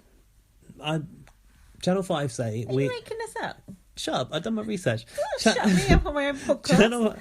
Look, I'm the fucking co-host on this now. Well, yeah. Squatters' rights. I've read an article on BB Spy, trusted source. Yeah. Fucking negative, always moaning about Big Brother, as everyone says on Twitter. Channel 5 say they make the schedules on a week-by-week basis, but I don't expect to see any more live feed. Because it's going down the pan. Well, you heard it here first. You notice when John McCrory was on Bots the other day, everyone's going, "Oh, I hate John McCrory." I'm like, "What are you talking about? He's brilliant." He's great. I was legacy house. I was like, I said, remember when he went in and told Josie that John James was like really bad for her and they should get rid of her, and she was like, that was what made her head explode. That's why she had to get left, out. Because the walls were closing in on her. It's because of John McCrory. John McCrory is brilliant. He's awful, but that's what's so brilliant about him. Did you hear him say how sick he was of the boobie? Oh yeah, he said she's all saggy. I was thinking, fucking hell, you've been saggy for bad, years. Ram, that is bad. You said you'd rather sleep with John McCrory than Lotan. Oh yeah. Do you still maintain that? Stand by that. Diet Coke. You'd never be short of a Diet Coke. Exactly. Right, we're on to Tuesday now, so have you got notes? Or? Yes, I think I have. On my phone. Oh. Where's my keys? Where's my phone? Professional. Carry on. High production values. No, go on. Very high production values. More entertaining than Rob as a podcast. So no, it's Shut up! I like Rob as a podcast. I've not listened to any podcasts that are like pre-BB19 because I don't want them to taint my views. I've watched a few of Ica's little clips. Yeah, they're good. I will watch them, but I want my launch night views to be my own. Okay. I've still not seen it yet. No, you haven't either because we haven't had time. But I'm so looking forward to listening to all the podcasts and listen to Big Brother Gossip, listen to Rob as a podcast. There'll be a lot more around for BB19. Yeah, we're in a saturated market. We've got to be careful. I'll tell you what I've seen last night. The guy from America called Rob something or other that follows probably you as well, me and you. He's got like a bald head. Right. He was at a Big Brother 19 launch party, which was taking place in a club where you have that club in America, the club where you have like meet and greets with housemates and stuff. You can go and queue for them. Yeah, and they had a big screen and like it was literally broadcasting live feed. That's like my dream. Oh wow. Yeah, they got good shit like that over there. We ain't got nothing like that over here. Have you ever met any of our housemates? No, I've seen them though. You used to see, who is it again? Anthony? No. What's his name? The villain? Anton. Anthony's close. I once met Leah in a club at a PA. Leah from BB7. Yeah. And I met Jay Goody. Oh, wow. Rest in peace. So Chanel said she's upset that the Tree of Love doesn't hug back. She said it's so one-sided, this relationship. Oh, and Ralph said the Tree of Love is in a polyamorous relationship. Oh yeah, it's in an open relationship with everybody. I thought he was just quoting fucking, what's the name again? Oh. Polyamorous woman. Oh, did someone get a warning? Jay Lynch. Yeah, so that was when Joey said he's in touch with his feminine side and wears his partner's clothes. Wow. Deborah said, when the bad apple is removed, the other apples can grow. That was my tattoo of the week. Oh, is it? Woo! Do the jingle. Gaz's tattoo of the week. We're going to have to pay royalties to Harry. Do you know what? I'm going to like get it done round in the shape of an apple. Oh, nice. Yeah. Nice. A worm coming out or not? Probably, with Chanel's face on it. Sweet. Raph and Chanel were making a fake Chanel. Oh yeah, I like that. With one of those dummy faces. Was it a mannequin? Yeah. I think it was like one of the ones off the bathroom wall, and I think one of the sisters' wigs. Okay. I like that. That was funny. I enjoyed that. Oh god, then they all had to write songs. I didn't write nothing about that. It's boring. You were like, this is so boring. I said there were a few good lyrics. Go on now. I put Charlotte's song was good. I can't remember it now, but it was about Tom. Good Charlotte. It was good. It had good lyrics. I didn't write them down though. Well, they weren't that good. Ellie's song about Joe was fucking shit. She thought it was great. Do you remember? She was like, "Oh my god, this is going to be someone's ringtone." Okay. Yeah, your mum's probably. No one else is going to fucking put that as a ringtone, you dick. Tom did a rap about Kira, and I just put rap is always cringy in Big Brother, isn't it? Yeah. I know you're wondering who this song's about. It starts with a K and ends with an N. It didn't even rhyme. It was really, really bad. Ends with going down the gum clinic. I haven't even really had many. Kieran on Deborah. She starts talking about peace and love. Is this a song or not? It was only... Oh, yeah. She starts talking about peace and love. It was only the other day she was giving Ellie a shove. Was the lyric. That's quite funny, actually. Deborah weren't shoving Ellie, although if she got there, she would have done. Yeah. No, she's just trying to find the exit. Do you remember the way that Isabel started her song? No. She was like sat on the bottom step, like some sort of like singer-songwriter. like Ariana Grande. Yeah, or One Love Manchester. Yeah. And do you remember what the big faux pas that Isabel made was? No. Oh, she got Chanel's name wrong. She called her Chantel. That's a very, very easy mistake to make, we isn't make it all it? the time. It's like Ralph and Ralph, isn't it? Yeah. I think that's fine. I don't know why Chanel got so pissy about that. That's just making a scene, wasn't she? She's my friend. She doesn't even know my name. I was like, oh, whatever. Carry on. I'm done with those songs lyrics now. I've put Isabel is so weird. Yeah, and she said that she applies her fake tan with one of those scourers out of the kitchen. Brillo pad. Fucking Brillo pad. Desperate time. Next we had... What? No, it's not funny. Next we had the glitter tits section. Oh, hold on. Before that, we had Chanel mispronouncing faux fur. Oh, fox fur. Fox fur. Is that what she meant? I thought she actually thought it was made out of fox. No, I think she was saying faux fur. The gorilla is in custody. Yeah. She said, oh, I look like a caveman. She did look a bit odd. Glitter boobs. I like the glitter boobs. The glitter tits looked amazing. They look like... Don't you tits were all great. I think tits is sexist. What am I supposed to say? Boobs. Breasts. Boobs. Yeah, so boobs. Something about tits I don't like. Tit wank. It's like laddish. I don't know. Let's use boobs. I put hashtag glitter tits on Twitter. I did. Well, it's... Can I ask a question about those glitter tits? Do a formal apology. It'll be fine. Did they have tit tape over their nipples? I don't know, because I was thinking that... There were no nipples on view, were there? What is that material like? I know it's glitter, but it looked very solid. It looked like metal almost. Do you know what I mean? Like it wasn't chainmail? just like it wasn't just like glitter. How do they stick that onto you? Yeah, it must it be looks like some thick. sort of PVA underneath. Because it looks like it was holding their boobs up as well. They've all had Chanel's boob jobs though. No, but Chanel's boobs, we know they're on the she side. looked great. Like all their boobs look good in the glitter. I want the glitter boobs. From a gay guy, I was like, those tits look amazing. Yeah, I want glittery boobs. Ellie was a bit weird about hers though. She had like some sort of fucking rag around hers, didn't she, to hold them up? She hadn't a boob job, Her was she? boobs look not nice anyway. They weren't saggy. I said that Gary Levy would have liked that task, wouldn't he? Yeah. With that glitter, Gary Glitter. I noticed that. They'll be finding glitter in that house for like the next decade, won't they? After that, glitter gets everywhere, doesn't it? Yeah, I know. I used to wear a lot of glitter when I was emo Courtney Love type in my teens. That was a long time ago now. Joe Where were you wearing the glitter? Where? Whereabouts on your person? Like on my eyes. Glittery eyes. Joe said, "You shouldn't doubt your boobs. Nothing wrong with them, love." Fucking perv. Shouldn't doubt your boobs. And then Ellie said about Tom, he looked like a novelty Santa out of a porno. He actually did. I do agree with it there. Oh, the glitter beard. Yeah. I don't like. I quite like the glitter beard effect. Gross. You're just down on beards. I know. Gross. Lindsay said to me earlier, "Your beard looks better now, and it's because I've shaved most of it off." Correct. That's why.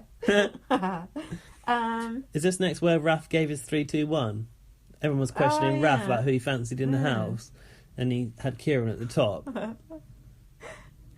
Yeah, and then Kieran tried to high five him, and Raph totally left him hanging. Really? Did you not see that? Kieran had his hand out for ages, and Raph actually looked at his hand and then just ignored it. It was so good. It was so good. Can't believe you missed that.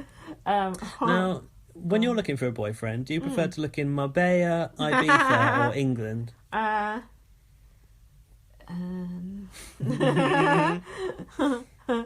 prefer to go on the Odyssey. Marbella. What did she say? Oh, I want a temporary boyfriend for the summer. Like Kieran was back in the day before she gave him the clap. No, he gave her it. It's not quite clear though, is it? Well, 350 people. Cool. Yeah, that was a weird conversation. I thought they were going to start getting off again, but they didn't, did they? No. Dead air. What we got next? Savannah was moaning because she couldn't lean on the tree or something. People want budget. Oh, that cup of tea she wanted to have by the tree. What a travesty. Go home and have it, bitch. Go back to LA. Justin Bieber's waiting in that fucking Italian cafe. He's waiting behind his security. Then Kieran was cuddling the sisters and then he dry humped them in bed.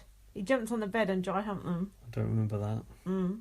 And then Deborah was praying to Jesus for more weeks in the house. Ryland asked that vicar. Oh, I hate that vicar. I like her. Don't push religion onto me. Whether God gets involved in reality TV. Oh, yeah. What did she say? She said he did. He gets involved in all areas. I skipped that section. I don't agree with Vicar being on it. I don't want religious indoctrination on my bots or anywhere else for that matter. Kind of good. Amen. Then Ralph said to the sisters, if the public evicts us, we can say we've been ourselves. You're taking a piss out of my ass speak now. Fuck off. For listeners not from Northampton, that means public. Fuck off. Actually, I don't think Ralph did say that. I think Deborah said it. If the public evicts us, at least we can say we've been ourselves. Oh, well. Is this when? I think it's when Deborah and Hannah said they were beating statistics. We've passed week 3 when another Nigerian girl went. Oh, it's that discussion. I think. Okay. I think it's Toya. Okay. Was she not Hurricane Toya? Yeah, she was. Yeah, I know. You can't Watch out, got Hurricane Toya the sequel now. Don't nick Hurricane Toya's thing. Get your own thing, Sue, from Bedfordshire. Bore off. She's from your manor. Yeah, I'm bored with that woman. She can get out. I'll give her a chance. Anyway, none of these housemates can win, but we'll talk about that later. Oh, yeah, that's weird. Then Raph, for some reason, decided to tell people that he voted for Donald Trump. But hold on, he said he would have voted for Labour over here, but he voted for Donald Trump in America. How can you vote for Labour and Donald Trump? Don't make sense. They're two opposing things. For a start, he can't vote here anyway because he's not a resident. That's bullshit. I think he said he would have voted for Labour. He can't vote here. No. But when he said he voted for Donald Trump, I like Hannah's reaction. She was just like, what? She looked so appalled. It's really good. But he said something like, oh, those things about building a wall was just like fake policies and he wasn't actually going to do that. And he's actually going to put solar panels on it. Is that what he said? That's what Donald Trump said today, and to make the wall pay for itself. Bullshit.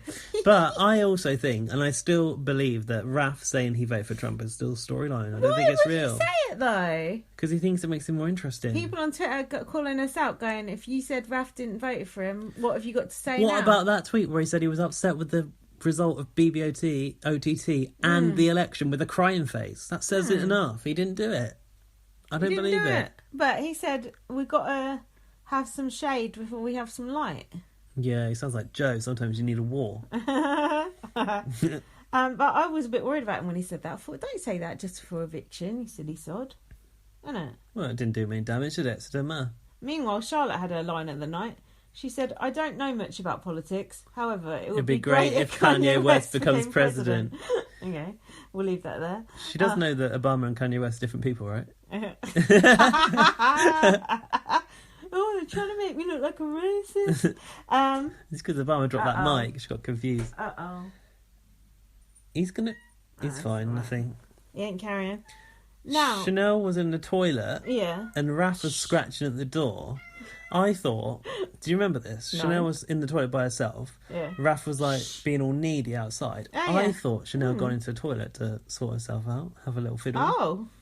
But she went, I can't even have a shit in peace in this house. Why do you think I want to leave? Why was he scratching at the door? Because he's so needy. Without her, he's lost.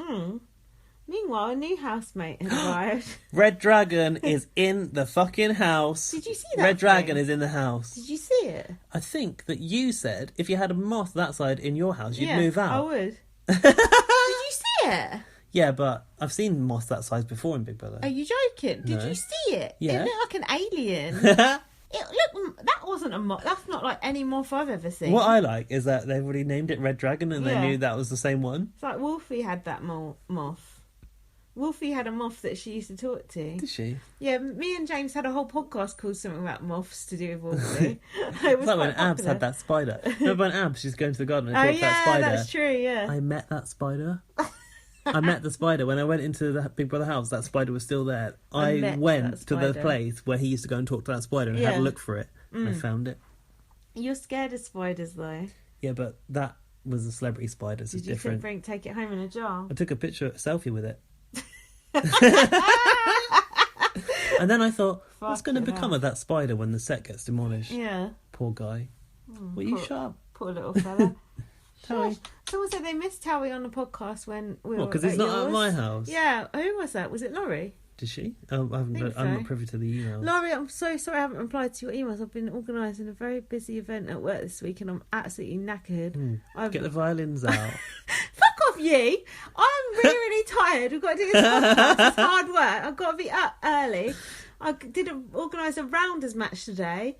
I've got a bake-off competition going on tomorrow. Oh my God. And a session on how comms can help you. And several other things going on. A clothing swap. Clothing swap? What's that mean? A DJ set by one of our patients. So you're going to put everyone in patterned clothing? No, just like... just like a clothing sale, basically. Bring and buy sale? To do. A lot. Anyway. Sounds like a farce. Trying to avoid real work. So that moth was in there. Come on. About that. Oh yeah, and then Kieran was going, come here to the moth, and Tom said, it can't speak, mate. Yeah. It's like, can't speak. Do you mean listen? Kieran caught that moth in a Pyrex jug. I thought that was good because you were not going to clip its wings off or anything. There's space for it to get around. And he took it outside and it flew towards the girls and he screamed and hid under... He pretended to throw it. I would have reacted exactly the same way. They all hid under their fox fur, didn't they? And then they said, I hate nature, which I thought was quite good. And that's it for my blog, so I'm on to that was the end of that episode. Notes now. We're relying on your shit with that. Why? Because you haven't got a blog? No, yeah, I just wrote scarce notes. Was it Wednesday? Wednesday. Go on, you lead. This was the last day of the Flower Power Task. God. Do you know what they started with in the intro, the song? No. Grooves in the heart. Oh, I hate that fucking song. I love that song. I really like that song. Is that by the same people who do Love Shack Baby? I hate Love that. Shack, I fucking baby, hate Love that song Shack. so much. And they did the theme tune to the Flintstones movie. Oh, they did that. Monster, don't they do Monster Mash or something? No, they don't. It all sounds not the same. Sounds the same to me. I am at one with the Big Brother house. Stop this doing was still that. going on. Isabel. This is when we got told that it needs to be 2 housemates at the Tree of Love. I don't remember. What's this about an avocado? Tom says that avocados are very good for the sex drive. Is that true? Tom is always going on about sex. That's rubbing his head on me. Just call me daddy. Oh, that is disgusting. So Isabel got her task to be a guru. That was good, like Gary Busey. What? Don't you remember when Gary Busey was made the got guru? His own room. Yeah, that was good. I love Gary Busey. What about who was it that had that like yoga room and she was also a mentor type thing, Celebrity Big Brother. That socialite woman. Liz Jones? Nah, it's more recent than that. Posh one, socialite. What's the social? I don't know. Tara Palmer. No, she's dead. How weird is that? She's dead. I know. Well, if you do that much cocaine, it's that really boring one. Patsy Kensit. Oh fuck! Was she even in it? I don't remember. She was one that said Looney's in Anorak. Oh yeah, that was good. So she's not a socialite. She's an actress. Oh, I don't know what she is. Do you remember what the purpose of Isabel's task was? Shit stir? No. Well, probably. It was to impart wisdom and knowledge on the housemates. But what she actually got to do was ask them questions of her choice. Oh, yeah. So she was actually getting their... And she got to write them down. Their stuff. Yeah. Chanel said... Chanel and Isabel were talking about sex, and Chanel said, do you ever go on top? And Isabel said, yeah, but I get out of breath dead easy. Yeah, I know that feeling. This is when Chanel went, I love a good sausage in the morning. And Chanel said that boys only rub the flaps rather than the pleasure points. That is disgusting. The pleasure points. Is this the same conversation where she was talking about anal? It's like, when the accidentally kind of like goes in the wrong hole kind of thing. Isabel said about Kieran, we did anal and that's why I had to go home. What happened? Shat everywhere, probably. She don't mind pissing the bed. No, but what she actually said was, I think we did anal. Like, I think you'd remember. Yeah, I'd say so. Did you not? It's a difference, yeah. And then Chanel said about Kieran's dick, was he one of the stinky ones? Ah, did she? That is disgusting. Chanel is so common. She's got no not common. Vulgar is what she is. Vulgar. But she's very consciously common, and she knows she's doing it for a laugh, so I think she can get away with it.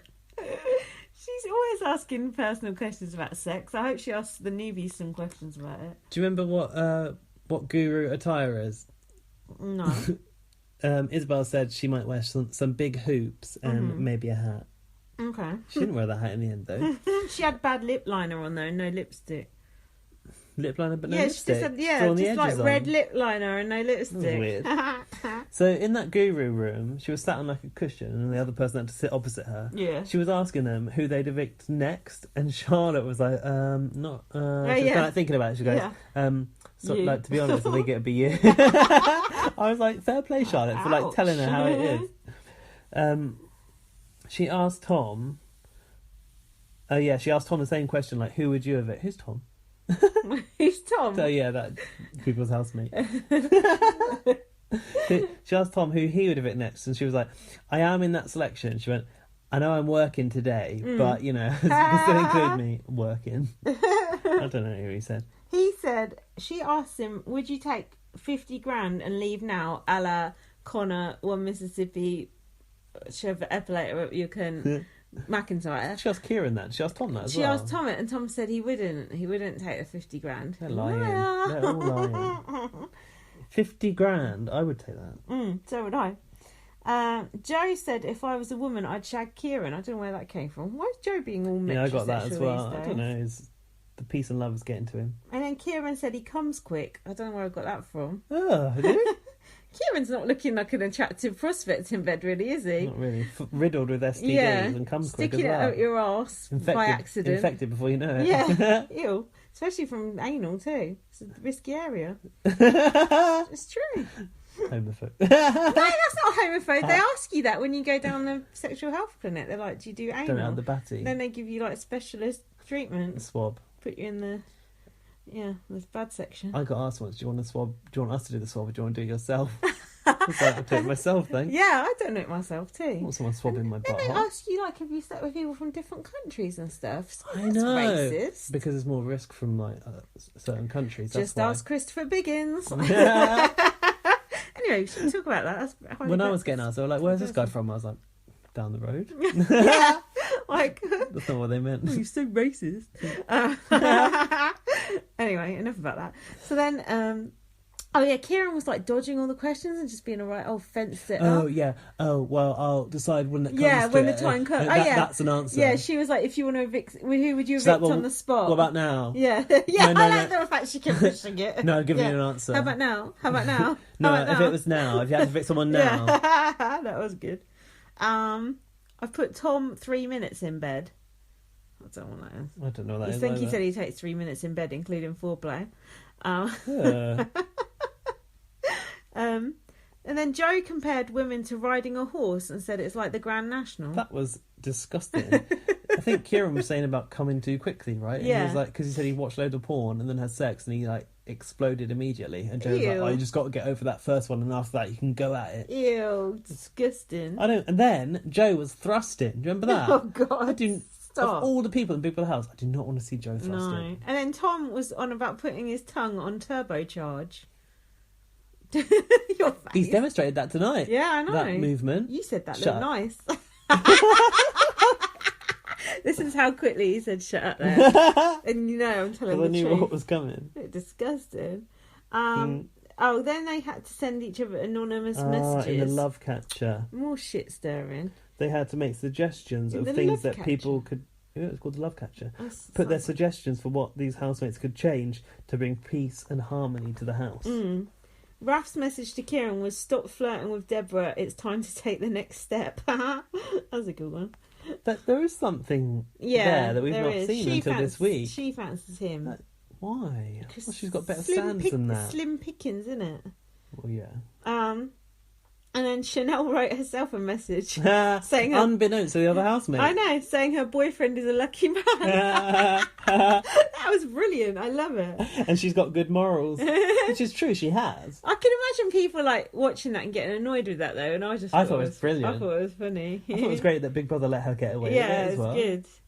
Then I've put Raf is managing his edit in the diary room. Rasta's like, and then this happened, and then this person did this, and blah, blah, blah, blah, isn't he? In the diary room? Yeah, he's always like telling us what happened. He's commentating on what's going on in the house. It's Big Brother Canada. Yeah, exactly. Then they failed the love task? Because people left the tree sometimes, and Hannah slept through one of the mantras. I remember that happening, actually. What's wrong with you, Terry, you freak? Careful, he'll bite you. And then we had the conversation about Kieran's sex life. He said he slept with 350 girls. I thought he said 50. I know you did. And I thought that was a lot. 350? That is bullshit. How is that possible? Work that out. How old is he? 24 or something. Hold on, I'm going to do the maths here. This is going to make for good podcasting. Yeah, but he said I've been 17, 18, 19, didn't he? As a reason why he got STDs. Good. I haven't been 17, 18 or 19, so I wouldn't know. So Isabel was always trying to like catch him out here when she asked how many STDs he'd had, and he said, I've not really had many. And Savannah was like, I've not really had many. It's very different to I've not had any. Yeah. I can't find a calculator on my iPad, so I can't do it. What are you trying to look at? Have you got his age? Have you got his age? No. What is it, 25? 24 maybe? I don't know. Give him the benefit of the doubt and call him 30, and I can't work He's not 30, out, he's less than 30. But you're telling me that you can keep count of 350 people? No one can keep count of that. I wouldn't have thought he could count to 10 the thick fuck. Exactly. And then when he said, he's had a few, he's had chlamydia. And then Isabel was unravelled that Isabel one of them was had given one of the others chlamydia. And then wasn't it that they rang each other the next week? She said he called me up. He said my cock's itchy. He said it was red raw. Ew. And then Savannah said it's called a condom. Well, I like. Quite right. Yeah, that was a bit gross, wasn't it? Yeah. Like it was a bit dirty, wasn't it? Oh, you filthy beggars. Was this the next bit where everyone was eating cheese and onion crisps in the bed? Did you notice that? No. Chanel was having a packet of crisps in the bed. I did notice. Deborah was having a packet of crisps in the bed. I think they stuck a label over. Yeah, they were walkers, but they stuck a label. I don't know what that is. I can't eat crisps in my bed. Oh, I can. Because of the crumbs. I don't anymore because I try not to eat crisps. I only eat crisps when you come round. Bad influence. Oh, and for lunch. That's like when I said I gave up chocolate and I was still eating Jaffa cakes. Anyway, so then Deborah and Kieran were like, they were going, oh, do you fancy him? And Deborah was like, no. And then Kieran was going to Hannah and Deborah, who fancies me more out of you two? And basically just being an arrogant twat. And they were saying Kieran and Deborah would make beautiful babies. Oh yeah, Joe was going about that, wasn't he? Yeah. Joe's always perving on someone. And then Chanel and Isabel were in the hot tub with Raph. Oh yeah, and were they both peeing in that hot tub? Yeah, Raph said they both peed in it, even though he was still He was happily staying in there, in the hot, bubbly pee. Stop that. And then Savannah come in. She got in it. With her brand new swimsuit on. Which said, like, tropic like it's hot. She got that from Primark. Disgusting. Hey, we like Primark. Yeah, I know, but you wouldn't wear Primark in Big Brother house, would you? I would. Probably I would too. What are you going to wear? Fucking Who's your top guy? Yeah. Primark. Yeah. Yeah, go on. Yeah, she got in. And then only she once found out. Did they tell her? But last time Chanel peed in that hot tub, Big Brother shut it down immediately. Big Brothers give up. Big Brother's like, fuck They you. don't listen to us anyway. Yeah, they're like, health and safety, be gone. Next we had a game of Truth or Dare. Oh, yeah. I think that was off their own backs, though, this time for a change. And Chanel motivated Isabel. Yeah, I thought Isabel was going to suffocate under those That tits. was bad, man. Quite funny, though. And then Isabel had to move beds because she apparently pissed it, but... Is this a common thing, adults pissing themselves? I mean, I suppose it's not something you talk about with your friends. How many times have you pissed the bed in the past 10 years? Past 10 years. How old am I now? 31. He's thinking about it. Be honest. None. None? No. I have. Twice. Under what circumstances? Like when you have a dream that you're on the toilet and then you wake up, you're like... One time when I was a teenager, we had like there was a party and I was drinking absinthe for the first time. I was fucking out of it. I had to sleep in a tent in this girl's garden, but her garden was like but her garden was like a little mini forest. Right. I pissed myself at night, and I broke my phone. It's plastic. It went over my phone, and the phone was broken. What, you peed on your phone? Peed over my phone. Shit, It was it was a fancy Nokia one as well, like one that had like an oxymoron. No, when Nokias were still good before the iPhone, where it had like a round keypad and a big screen. It was like a smartphone. It was broken, so I had to call up the insurance people because I had insurance, and I pretended I dropped it in the toilet because I thought they might check it for like urine or something. Oh dear. I was so embarrassed the next day. And was that because you were drunk the night before? Yeah, I was wasted. Mine wasn't even because I was drunk. It's just because I drank like a lot before bed. I drank like a pint of water. My bladder's dodgy anyway. I think even like I've done it twice in the past 10 years. I think that's a lot. So to do it on Big Brother, I think you'd be quite unlucky to piss yourself on Big Brother. Yeah, especially I've spoken to people like boyfriends and stuff before who have pissed themselves. I used to have a fucking problem. I used to do it nearly nightly when I was a child. When you're a kid, you do, yeah. But like it went on. I shouldn't be talking about this on the podcast. But like it's fine. We all piss and shit. Yeah, it's for the girly boys and the piss in bed boys. But this bedwetting thing on Big Brother, I do think that's unusual. But it's only happened twice in the history of Big Brother. I know, but I wasn't sure if she really had pissed the bed. Were you? I think I saw it. Did you? Yeah, when she got back in, because they said you can't sleep in that bed because it's cursed, like on Big Brother Canada. The Big Brother Canada 5 curse. And then they put her back in the pissy bed. I'd be like, no, it's all right. Oh, did she get back in that bed? I was like, no, I'll go on the curse. I'll go on the curse bed. It's all right. I wasn't sure what was going on there. If you've pissed yourself, tweet light at VM or BB_Superman and tell us the story so we don't feel quite so gross about admitting that on the podcast. Were you in a tent with someone else when you did that, though? Yeah, but did they know? I kept it a secret. Ah, yeah. That's what I always fear, like if you did it with someone else in the bed. Yeah. I've never done that. When I was a kid, I did piss on my nan and granddad once as well, sharing a bed with them. If I wake up, especially if you just slept with someone and you did it. No. Oh, that'd be awful. A glass of water fell on the bed. Yeah, exactly. Like, get out of the bed, quick. Anyway, that's it. That's all I got for that episode. Well, I've got one thing. Mm-hmm. It was the end of the night, and everyone had been fretting about the fact they were on an economy budget. And Kieran, do you remember what he decided to do? Hide something. Took the biscuits from the kitchen into the bedroom. Mm-hmm. That is clever, because Big Brother isn't going to walk into the bedroom and take your biscuits. Are you sure? They could lock you in the garden and do it. Yeah, but not overnight. Oh, yeah, that's true. I thought that was actually quite clever of Kieran to do that. Well, let's not overrate him. Okay. Okay, so we're on the eviction. Yeah, the eviction night tonight. We're up to speed. Didn't Emma look fantastic? Oh, that suit looked like it came out of Primark's premium range. Hey, stop dissing Primark. We're never going to sponsor us. We want to get sponsored by Uber. Can you tweet Uber? And I've got to get a lot of Ubers now, because we're like doing dual Big Brother time. Yeah, we're doing dual podcasts. If you want BB19 podcast, we got to get the Uber sponsorship. Otherwise, we're done. Or you can just sponsor my wish list. What's on your wish list? Fucking just Uber credit. Plastic panties. Disposable pants. Plastic sheets. I told you I haven't done it in the last decade.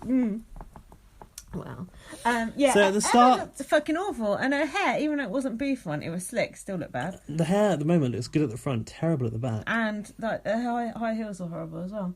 Apart from that, she looked fantastic. So they're on basic rations, but the basic rations, they got Cocoa Pops. They got bread. Beans for days. I could eat bread and Cocoa Pops all week long. Cocoa Pops sandwich. Yes. Where did Hannah get those stock cubes from then? She was like stockpiling stock cubes. Stock phrases. I don't know. No, remember last time we had a stock cube drama? Yeah. It was something to do with Shilpa, wasn't it? The stock cubes. I'm pretty sure it was. Don't mention when she tried to flush war. a chicken down the toilet. So it went wrong. Well. So then Isabel went to the diary room. She's like, can I get some sun-kissed fake tan in dark? In dark. Big Brother said, Big Brother is not a shopping service. Well, should be. Next we had the omelette gate. Tom was making an omelette out of 8 eggs for just him and Joe. And the worst thing was, he wasn't using the yolks. Are you yoking? You fucking yoking. Someone else use the yolks, so I don't know how eggs work. Shush. Yeah. I don't know why he would waste the yolks. Oaks. Oaks, mates. Why would he waste the yolks? That's the good bit. No part of an egg is a good bit, apart from caramel egg. Eggs are disgusting. Caramel egg? Yeah, caramel Galaxy egg. caramel from Easter. Correct. What about mini eggs? Yep. Cadbury's cream egg? No, it's too sickly. Oh, controversial. No, they are. They're gross now. They were better when we were younger, weren't they? Oh, God, don't start. Just like Big When Brother. we were young. Just like Big Brother. Oh, I finally read Lewis's article, by the way. What, the whole thing? Yeah, I thought it was You're a fucking trooper. I thought it was actually really, really interesting. And I heard him on Couch Potatoes. Couch Potatoes ought to sponsor us. We've mentioned him so many fucking times. And it's not called Couch Potatoes, it's called Big Brother Radio. Same thing. He made a good contribution to that show, didn't he? I really enjoyed the points he made. He is and woke. He's got a nice voice. Is he gay? Yeah, of course he is. Everyone's gay. I'm not sure, actually. I don't know ever seen confirmation of that. I just assume that he is. Well, Lewis, if you're not gay, sorry. Lewis, I don't think you listen to this. Lewis, we're calling you gay on this podcast. If you listen, you better challenge us if it's not true. Otherwise, you are gay. Oh my God. Anyway, I thought he raised some good points, and I thought his article was really good as well. Well, and he's still blocked by Big Brother. Well, just goes to show that Big Brother Not Live asks Big Brother UK why they've blocked Lewis. LJ 8115 like 8:15 every 5 minutes. Yeah, Lewis is getting people to do it. He's rallying his troops. That's probably him. It's probably his other account. He said he's got other accounts on Twitter. He's got So after that omelette, Joe came in to teach everyone how to get an omelette out of the pan. Remember, this is who showed ya. Yeah, remember the first time you saw this. Yeah, turns it over, fucking egg everywhere. What a tool. And then Chanel previewed her new workout DVD in the bedroom. I like that. It was funny. Got any highlights from Chanel's exercise class? Cocking your leg out like a dog. Yeah. Oh, on Bots they have one where you were running after that person that was cheating on you. Yeah. Cheating on you with your boyfriend or whatever it was. And they were spying on your boyfriend. It was really funny. She must have done that before or something. She never made all that up. That was totally scripted. I don't care. It was funny. Yeah, it was funny. Yeah. She said that doggies. She says this one's doggy style. This is Raf's favourite part. Pretend you're a dog and you're going to pee, and Raf was like, I really like this one. I hope she does release that as a workout DVD. I'd buy that. Sorry, just moving your notebook away from the mic. Blocking the mic. Yeah. Block the mic. Drop the mic. Anything else on the exercise class? No. And Isabel, about the pissy bed, she said, I would have just let it dry. Wow. Oh, yeah, she did. You're not going to auction out mattress on eBay. Never know. Some people are into that kind of shit. True, very true. And then they give Ellie a task. Ellie and Tom had a secret task to make people yelp. The prize? What was it? A takeaway meal. Oh, but they're on basic rations. Basic bitches. It failed on a lot of people, didn't it? Hannah weren't phased when they jumped out at her. She didn't give a fuck. No. That was boring. Then, fuck that. But it's a box of questions about their futures. What's this all about? I've forgotten. There's a glittery box in there. Who is the most likely to have a fake romance to get in the press? Can't remember. Do you? No. Don't even know where you're at. This is when they had that task with Chanel and Hannah got beef over. Who was the most likely to be a superstar after the show? Hold on, you've missed a few things. What have I missed? Nothing of interest. Just Tom saying "Call me Daddy," then Isabel's makeup getting done by Deborah and Hannah. Oh yeah, which actually looked better. And then Chanel was singing in the diary room, which was quite funny. Shabba-dee-ba-ba-da-ba-da-doo. I like it when she does a shabba-ba-ba-da-doo-dee-dee, like a club singer. That was actually funny. And then I've put Raf rage. Oh, this is Chanel arguing with Hannah. Go on, you carry on. So Hannah, basically, Chanel, in a faux manner, or fox as she likes to call it, got pissed off that she wasn't instantly named the most likely to become a global superstar. I don't remember Hannah really saying it was going to be her. Or did someone say it was going to be her? Shush. Somewhere. Shut up. Somewhere along the line, excuse us. Somewhere along the line, Miss Nigeria got brought into the equation. Yeah. Don't bring that in. Don't bring Miss Nigeria into it. That's one of Hannah's proudest achievements. Raf didn't even know she was Miss Nigeria. Not until 2 weeks ago. Tell you what, she don't even know what colour the fucking flag is. In her VT. So I don't really know, but what I could tell from the way Chanel was acting was she was just being a wind-up merchant, and none of that was in because we were like, oh, it's just acting, it's nothing. Hannah took massive beef over it. Hannah just wants someone to argue with because Lotan's gone. She went all mardy. She got in the bed and stuff, like went to bed early, crying about it. And Raph decided to step in because he felt that Chanel and Hannah's friendship was like too valuable for this to come between them. But he turned it worse, didn't he, than it was. Also, Chanel, did you notice Chanel's face was looking rather green tonight? Yeah, it was. And then she got angry, and I thought, it's like the Incredible Hulk, isn't it? And her boobs are all out all over the place. Who was it that said that her foundation, Shrek. if you're asking what shade it is, it's Shrek, yeah. Something underscore something. Someone underscore someone. Not you, though. No. Another person with a respectable underscore in their Just name. search Chanel Twitter Shrek handle. and you'll see it. Go. Yeah, Chanel basically Chanel took umbrage with the fact that Hannah was being pissed off at this, and she said in the diary room, if she's making a big deal out of nothing, she's not a friend. And she said to Raph, do you want me to be seen as a racist? Oh shit, she was stood in the bar. You looked really shocked when she said that. I was. Yeah, wasn't a good thing to say. It wasn't a good look for Chanel to say that. But I do get the worry that she's having. It's like when I... Shut up, you said you were going to invite a black person out first week. This is where I'm going to next. It's like you saying you shouldn't vote out the black person because you would be fearing of looking like a racist. I wouldn't. I think you're a sellout. If you don't like that black person, then you shouldn't let race come into the equation. I would like that black person. Even if you hated them. For a quota. That is terrible. That is racism in itself. Not really for a quota. Not really. I agree with myself. I'm glad you do, and I agree with myself that I'd stick by it and race wouldn't come into it for me. But I do get what Chanel is saying in a way. Yeah.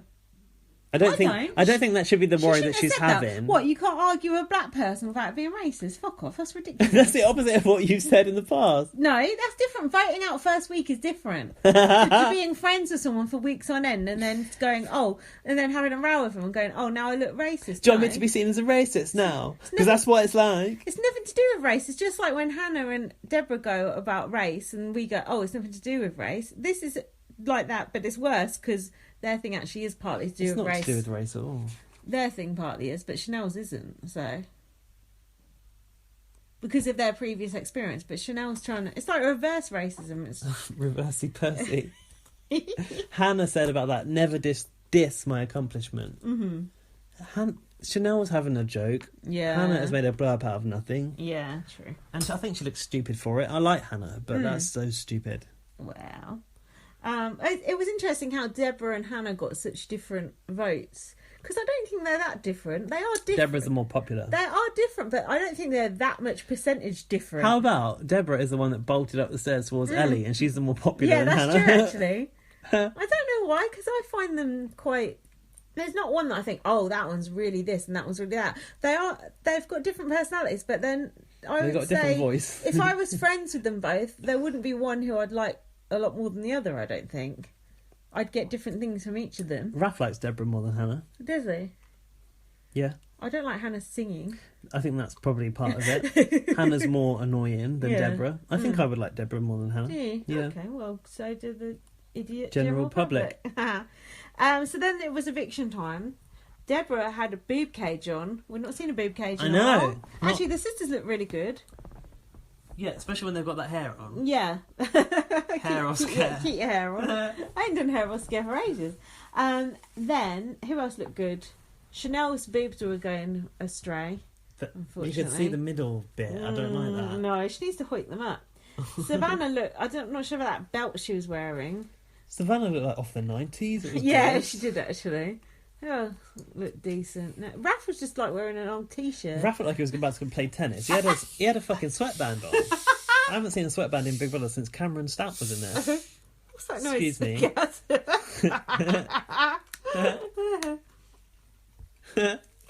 Gaz is drinking rum tonight, and I'm drinking vodka Rebel to try and wake myself up. We're off the Prosecco tonight for one night only. I think we seem less pissed actually drinking spirits, don't you think? I think we get more... don't know. Do you feel pissed? Not really. I think we get bit. more pissed on wine. I'm better off on spirits, you know. You prefer vodka to deception grow. I feel more in control. I can read better. And drive my car and everything. I ain't even got a car. Give me a lift home, will you? Kieran's wearing shoes with no socks. Gross. And what do you think about Kieran's hair to beard ratio? Because I think his hair was annoying me. He's got too much hair. I don't like his beard now. He shaved it actually. I know. Yeah, it's strange, weird, isn't it? For you. I hate Kieran. Then they saved some, and then they didn't. Whatever. Yeah. Whatever. Never mind. So then Savannah got evicted. Woo! We did it. That was good. That light's gone out again. Oh god! Look, Towie's over switched it there. off. He's a cunt sometimes. He does switch it off sometimes. When it was sorry, The way he's sitting, he looks demonic. it looks really uncomfortable. I know.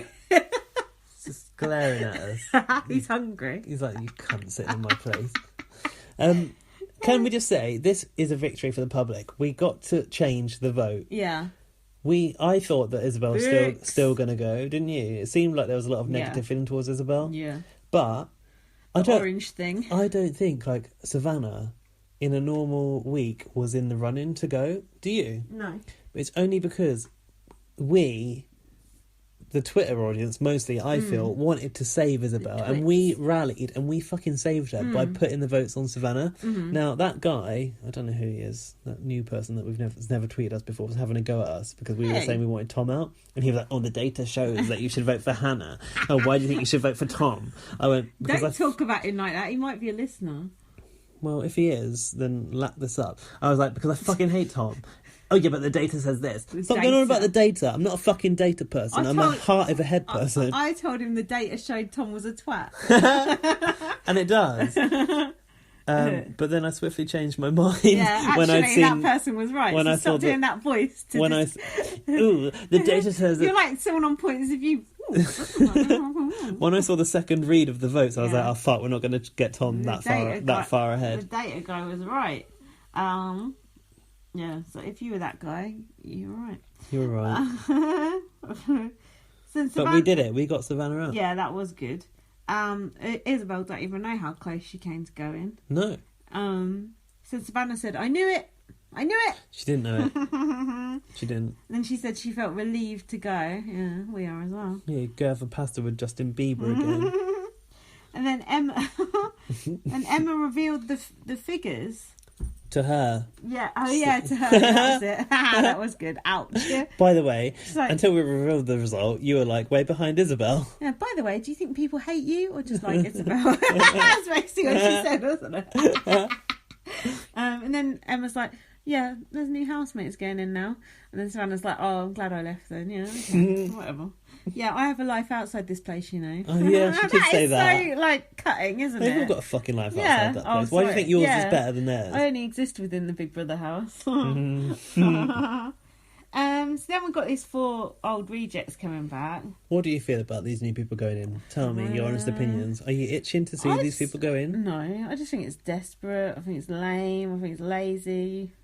Me too. How many new people have we fucking had? We just had 2 new people, and now we've got 4 new people. That's 6 new people for no apparent reason. It's terrible, isn't it? It's absolutely tragic. And it's like, okay, these new people, Hurricane Sue, I think we should give her a chance. Let's give her a chance. Give love a chance. Give her a chance.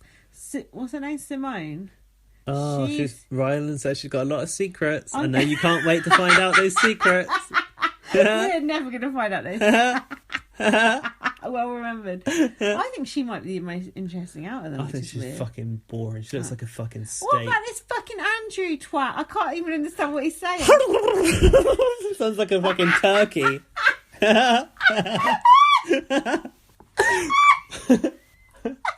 And he wears goggles. Goggles? Yeah, like a fucking mad scientist.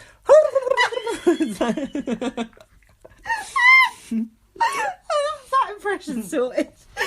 Yeah, that's my impression of the week. Do you know who he reminds me of, in all seriousness? Russell Brand. Poundland Russell Brand? Yeah. No, what he actually reminds me of is Sam from Big Brother 7. Who? Do you remember that Scottish girl? She went in. Oh, yeah, he was actually a boy. I remember her, but... Went in at the same time as Ashleen, but he was a boy. He was a boy transitioning to a girl. And she was like, "Oh, I wish that I could like rent a fanny for a week, so I know what it's like to have one." It was a before boy I transitioning to a girl. Yeah, she was. I don't remember that. That sounds like she came out of that remember. box like Ashleen did. Oh yeah, I honestly don't remember that. That's weird. Anyway, he reminds you of her. He reminds me of her. Not just because they're Scottish, they're both Scottish, but I think he's going to be a very needy character. Yeah, no shit. He's desperate as fuck. He was licking his teeth as well, like his teeth are all dry and He's parched. Of course I've been watching Big Fan of the Show.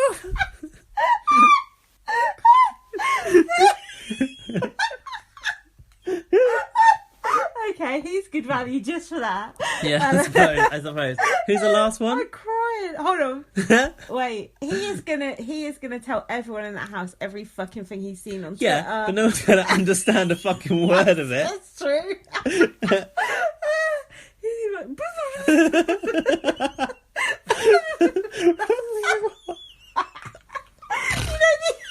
Americans who watch, they're like, I can't fucking understand what he's they're not going to have a like. chance, are they? This is not going to help. This is not going to help matters. And then the other one is who? Sam. Oh, Sam who fancies Ellie. He has got a really long neck and really tight jeans. But do you know what I like about him? What? His ears. About his ears, I like. Really? He's got like jug ears. Little Bob the Builder ears that stick out. Yeah, I like little jug ears like that. Jug ears. Have I got jug ears? No, you got big ears. Big ears, yeah. Is that not a jug ear? Nah, jug ears are round like a little monkey. Like a little sippy cup. You can hold him by the ears. Nice, I like that. I find that attractive in a man. But apart from that, he's absolutely knob and he fancies Ellie. Fuck off. Your checklist is nice eyebrows, skinny, has jug ears. Yeah, ginger. Gummy as well. Yeah, that's nice. I like a gummy man. Anyway, enough about my life. Hold on. Hold up. Sam wants to put a bit of energy in there. Watch out, Ellie. So then when they come in, it was weird. Just housemates are just like, the fuck? You're just like, what? Yeah. Just turned around and the door's open, eh? Yeah, it was weird, It felt like a complete non-event. I know. You said that funny. What? You said non-event funny. Non-event? Non-event. Like it's all one word. They should have made them line up like when Jackie came in. Yeah, that was weird. Put their heads down. Yeah, Jackie.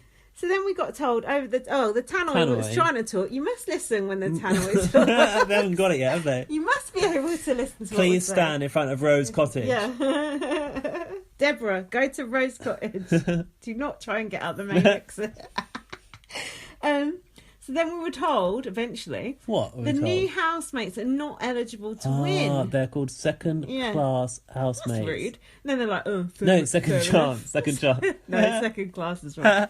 And then, but the last one standing will win 15k. So how is this going to work? Out of the prize money. Oh, I hate it when they mess with the prize money. I couldn't give two fucks about the prize money. Fucking. What is the prize money? Jason Burrell won last year. Don't pretend you care about who wins.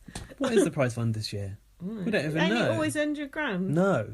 What? Last year was like 100, maybe 100 something grand. I always used to go on about the prize money. You never It mentioned used to be anymore. 70k. That was the standard for Big Brother UK. Ye olde days. Yeah, ye olde BB1. And then last year they were like, oh, it's the biggest prize fund ever. Before, is that last year Time Bomb? No. For Time Bomb, they're like, it's the biggest prize fund ever. It's 100 something grand. Probably is 100k. But what I want to know is, what they're going to do if one of these four are left in the final week. I was thinking that and all. Come Monday of the final week, it's like, see ya. That's what I was What if three of them are left?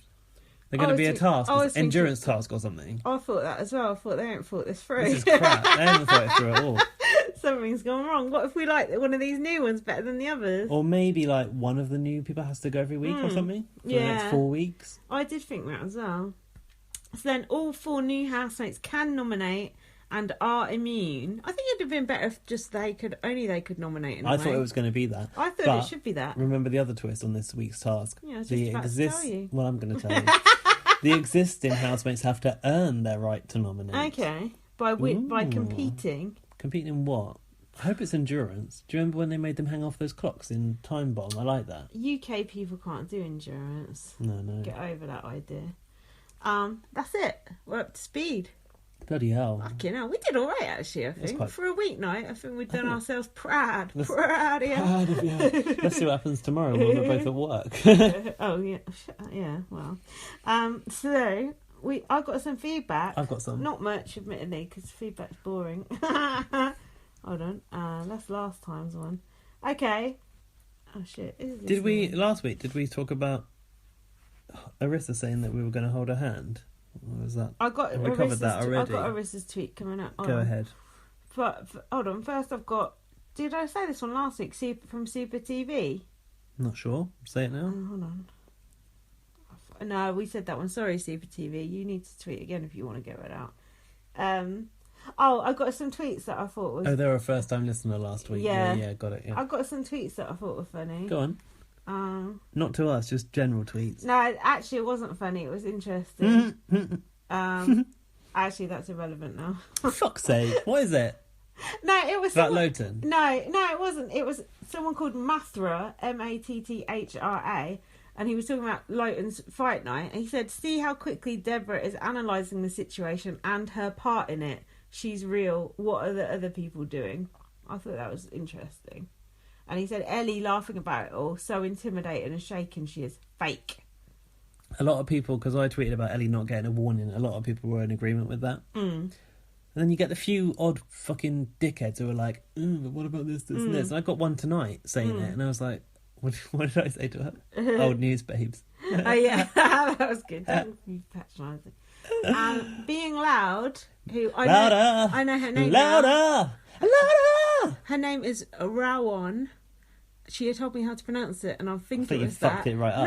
No, Rawan. No, because she said it was like Ra. It's like Rawan. Rawan.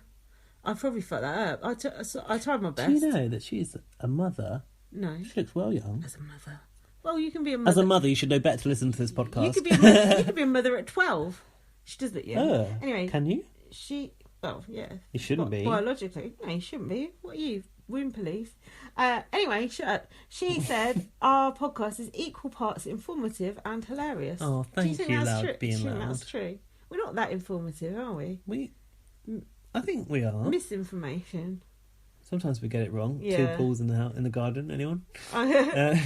Tangy Toms you were trying to think of last week on the podcast. Fucking hell. Because I listened to a bit of it. You were saying those tomorrow, Chris. Was I? Yeah. I can't remember. And I suddenly thought, Tangy Toms. It's funny how you remember the next time. I instantly forget what we talked about. Somebody said... I listened to about 10 minutes of that one because it was so cringe. Somebody was like, I was really interested to hear what you were saying about Lotan, given that he was evicted the next day. I was like, not a clue what we said, what we said about Lotan. I think last week I was quite forgiving on Lotan because I remember saying on Twitter... I think the house has got to Lotan. He has got a reasonable side. We've seen him trying to calm Arthur down, and we had seen those things. Yeah. Briefly, but he's a first class cunt, so too late, innit? Too little, too late. Too late, man. And then hold on. Oh, can I just say I've got one from Mario at Bionic 6. He said, even though my favourite housemates this season are opposed to yours, I still enjoyed listening to the latest BB on Blast. Thanks, good. Mario. I like listening to podcasts that have different views. You don't want everyone to have the same fucking views. Boring. So boring. I haven't got Arissa's one, have you? When she retweeted us what she said. I think we covered that last week. Oh. Should Kay let me take a minute to thank... No, she tweeted us something about us this week. Did she? Never mind. Sorry, Arissa. Arissa, when she said she was laughing hard down the supermarket aisles. I was like, good. There's that crazy lady in the supermarket aisle. Arissa, what were you laughing at down the supermarket? I'm wondering what that was. That she was it something I said? Funny. Was it something I said or something Gaz said? Hey. Admittedly, it was me, wasn't it? Come on. I think it was something you said about her. Yeah, probs. Then Nikki Elkington, I want to shout out. She just come back from her holiday. She's trying to catch up on Big Brother. She's been reading your book. She said on holiday the pod and blogs have kept me amused, and I read your book on the holiday. That's too much of me for one holiday, isn't it? I'd say so. I mean, short of going on holiday with you, I can't think of how I could get any more of you on holiday. Nikki, I think you need another holiday just to get over all of that, to be honest. That's cool, though. She read my book, see? Who says advertising doesn't work? It does. We're sponsored by First Aid Kit Girl. Your own book. Now I'm going to have to start paying you for your Ubers home. Fuck. Yeah, all that royalties you're getting off that book. Shit. Anyway, we thank you very much for that, Nikki Elkington. And if you do want me to come on your next holiday, just buy my ticket. I'll be there. Yeah, live audiobook version as read by Lindsay in person. On the sun lounger right next to you. Have you got any more tweets? There was loads more tweets, but I only saved those ones. Let me have a look. Yeah, I am Snivel. Oh yeah. A.K. Levins. He said, great podcast, guys. Was particularly interesting to hear your thoughts knowing it was recorded right before he went talking about the Lotan thing. That's cool. I thought, oh shit, because our podcast like dated straight away. It did, didn't it? Yeah, we like did it on immediately. Saturday. Sunday is gone. Oh, fuck it. Yeah, it's like shit. Oh well. See, sometimes that's how the cookie crumbles. Cookies. That sounds like cookie. Oh. That sounds like something a housemate would say. It is actually. It's quite... So this week, yeah, I have been mostly eating. What? This is the fast show. Yeah. This week, well, last night, BB19, which is the 19th American season. That's not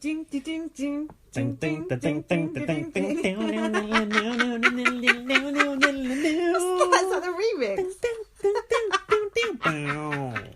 Yeah. AKA the Big Brother with the worst theme tune in the world. I can't wait to see like the housemates at the start, like what thing they're doing, like shh or whatever in at the start. Yeah, sequence. I love it. It's so cringe. So BB USA just started. Yeah. Now we had a few questions. You put something on the BB on Blast Facebook page about. Did I? About doing a podcast. Oh yeah. For BB19, and somebody freaked out that we weren't doing UK anymore. Yeah. No, we're doing both. I think last week we might have threatened to not do UK anymore. Oh, threaten that every week. I know, but this week, I think like it was really boring last week, but with the row, like BB UK got a lot more interesting this week, so I'm more invested in it now. Well, it's going to be ruined with these new housemates. Yeah, that's true. Anyway, we are gonna start watching BB19. I'm so excited. I'm so excited, but I'm not feeling pressured to watch it at the same time as other people. Like, because I'm not looking I don't mind. We're not going to be in time anyway. I'm not looking at BB19 on Twitter anyway. I'll watch it in my own time, my own way, do my podcast when we want to do it or when we can do it. Yeah, we do it on our terms. Thanks very much. It's not like you're on every night. We can catch whatever we want. I want to watch it after dark. So I want to get more of the live feed experience. Can you tell me about the after dark? Yeah, is it 3 hours? 3 hours? Yeah, it's 3 hours every night. Why do they put that on real TV? Yeah. On CBS? It's on a channel. No, it's on a spin-off channel. Okay. Yeah. But I'll send it. I'll send it to you if I can find it. I'll send it to you. No, it's not highlights. It's really weird because it is cut, and you do see all different scenes from the house. But it's not highlights. It's just like random scenes. So it's like extended live feed highlights. But it will just be like a 10-minute scene of some people talking, and then a 10-minute scene of other people talking. It's really weird. I wonder how they edit that together. I know, because it's not particularly like. I think it's actually in no particular live. Order. I think it's actually like from midnight to 3 a.m. they show it. And they just cut from different people. So it's just live from live from the house. It's not highlights. I think it's literally just live and they cut from scene to I've got scene. to put 3 hours of our time into that. Is that only once a week? No, every day. Shut up. 3 nights a day? Every day. On television in America, they're getting 3 nights of live feed a week. And we're getting 3 hours half a night. an hour. Yeah. Yeah, 3 hours a night. And we're getting half an hour a week, soon to be cut off. Mm-hmm. Channel 5 is taking the fucking piss out of us. This is why BB19 is better. And it's more fun. I'm quite... someone said the first episode was really good to me. Oh, really? Yeah. The launch night? Yeah. Why? Because of a twist or something? Maybe. Don't know. I'm actually quite interested because I've just seen a few clips from Ica's ET Canada interviews, and a few of the housemates do seem quite interesting. I heard there's a couple of older ones. That's the only thing I've heard. There's a couple of older ones. There's definitely like a camp guy who I'm quite interested in. But yeah, I'm interested because I've not watched American Big Brother since that one on E4 where there were the twins in it, whatever it was. Oh yeah, that was good. And I can't remember that. We're going to podcast about BB19 hopefully on Saturday, aren't we? So it won't be long to wait, will it? No.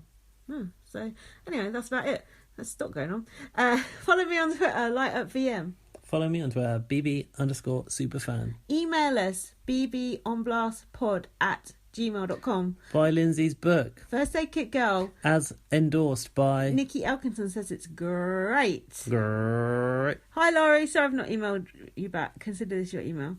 Thanks everyone who tweeted us. Thanks everyone who retweeted us. If you got to the end of the podcast, tell us what you liked about it. Tell us if you peed the bed. And big up yourself.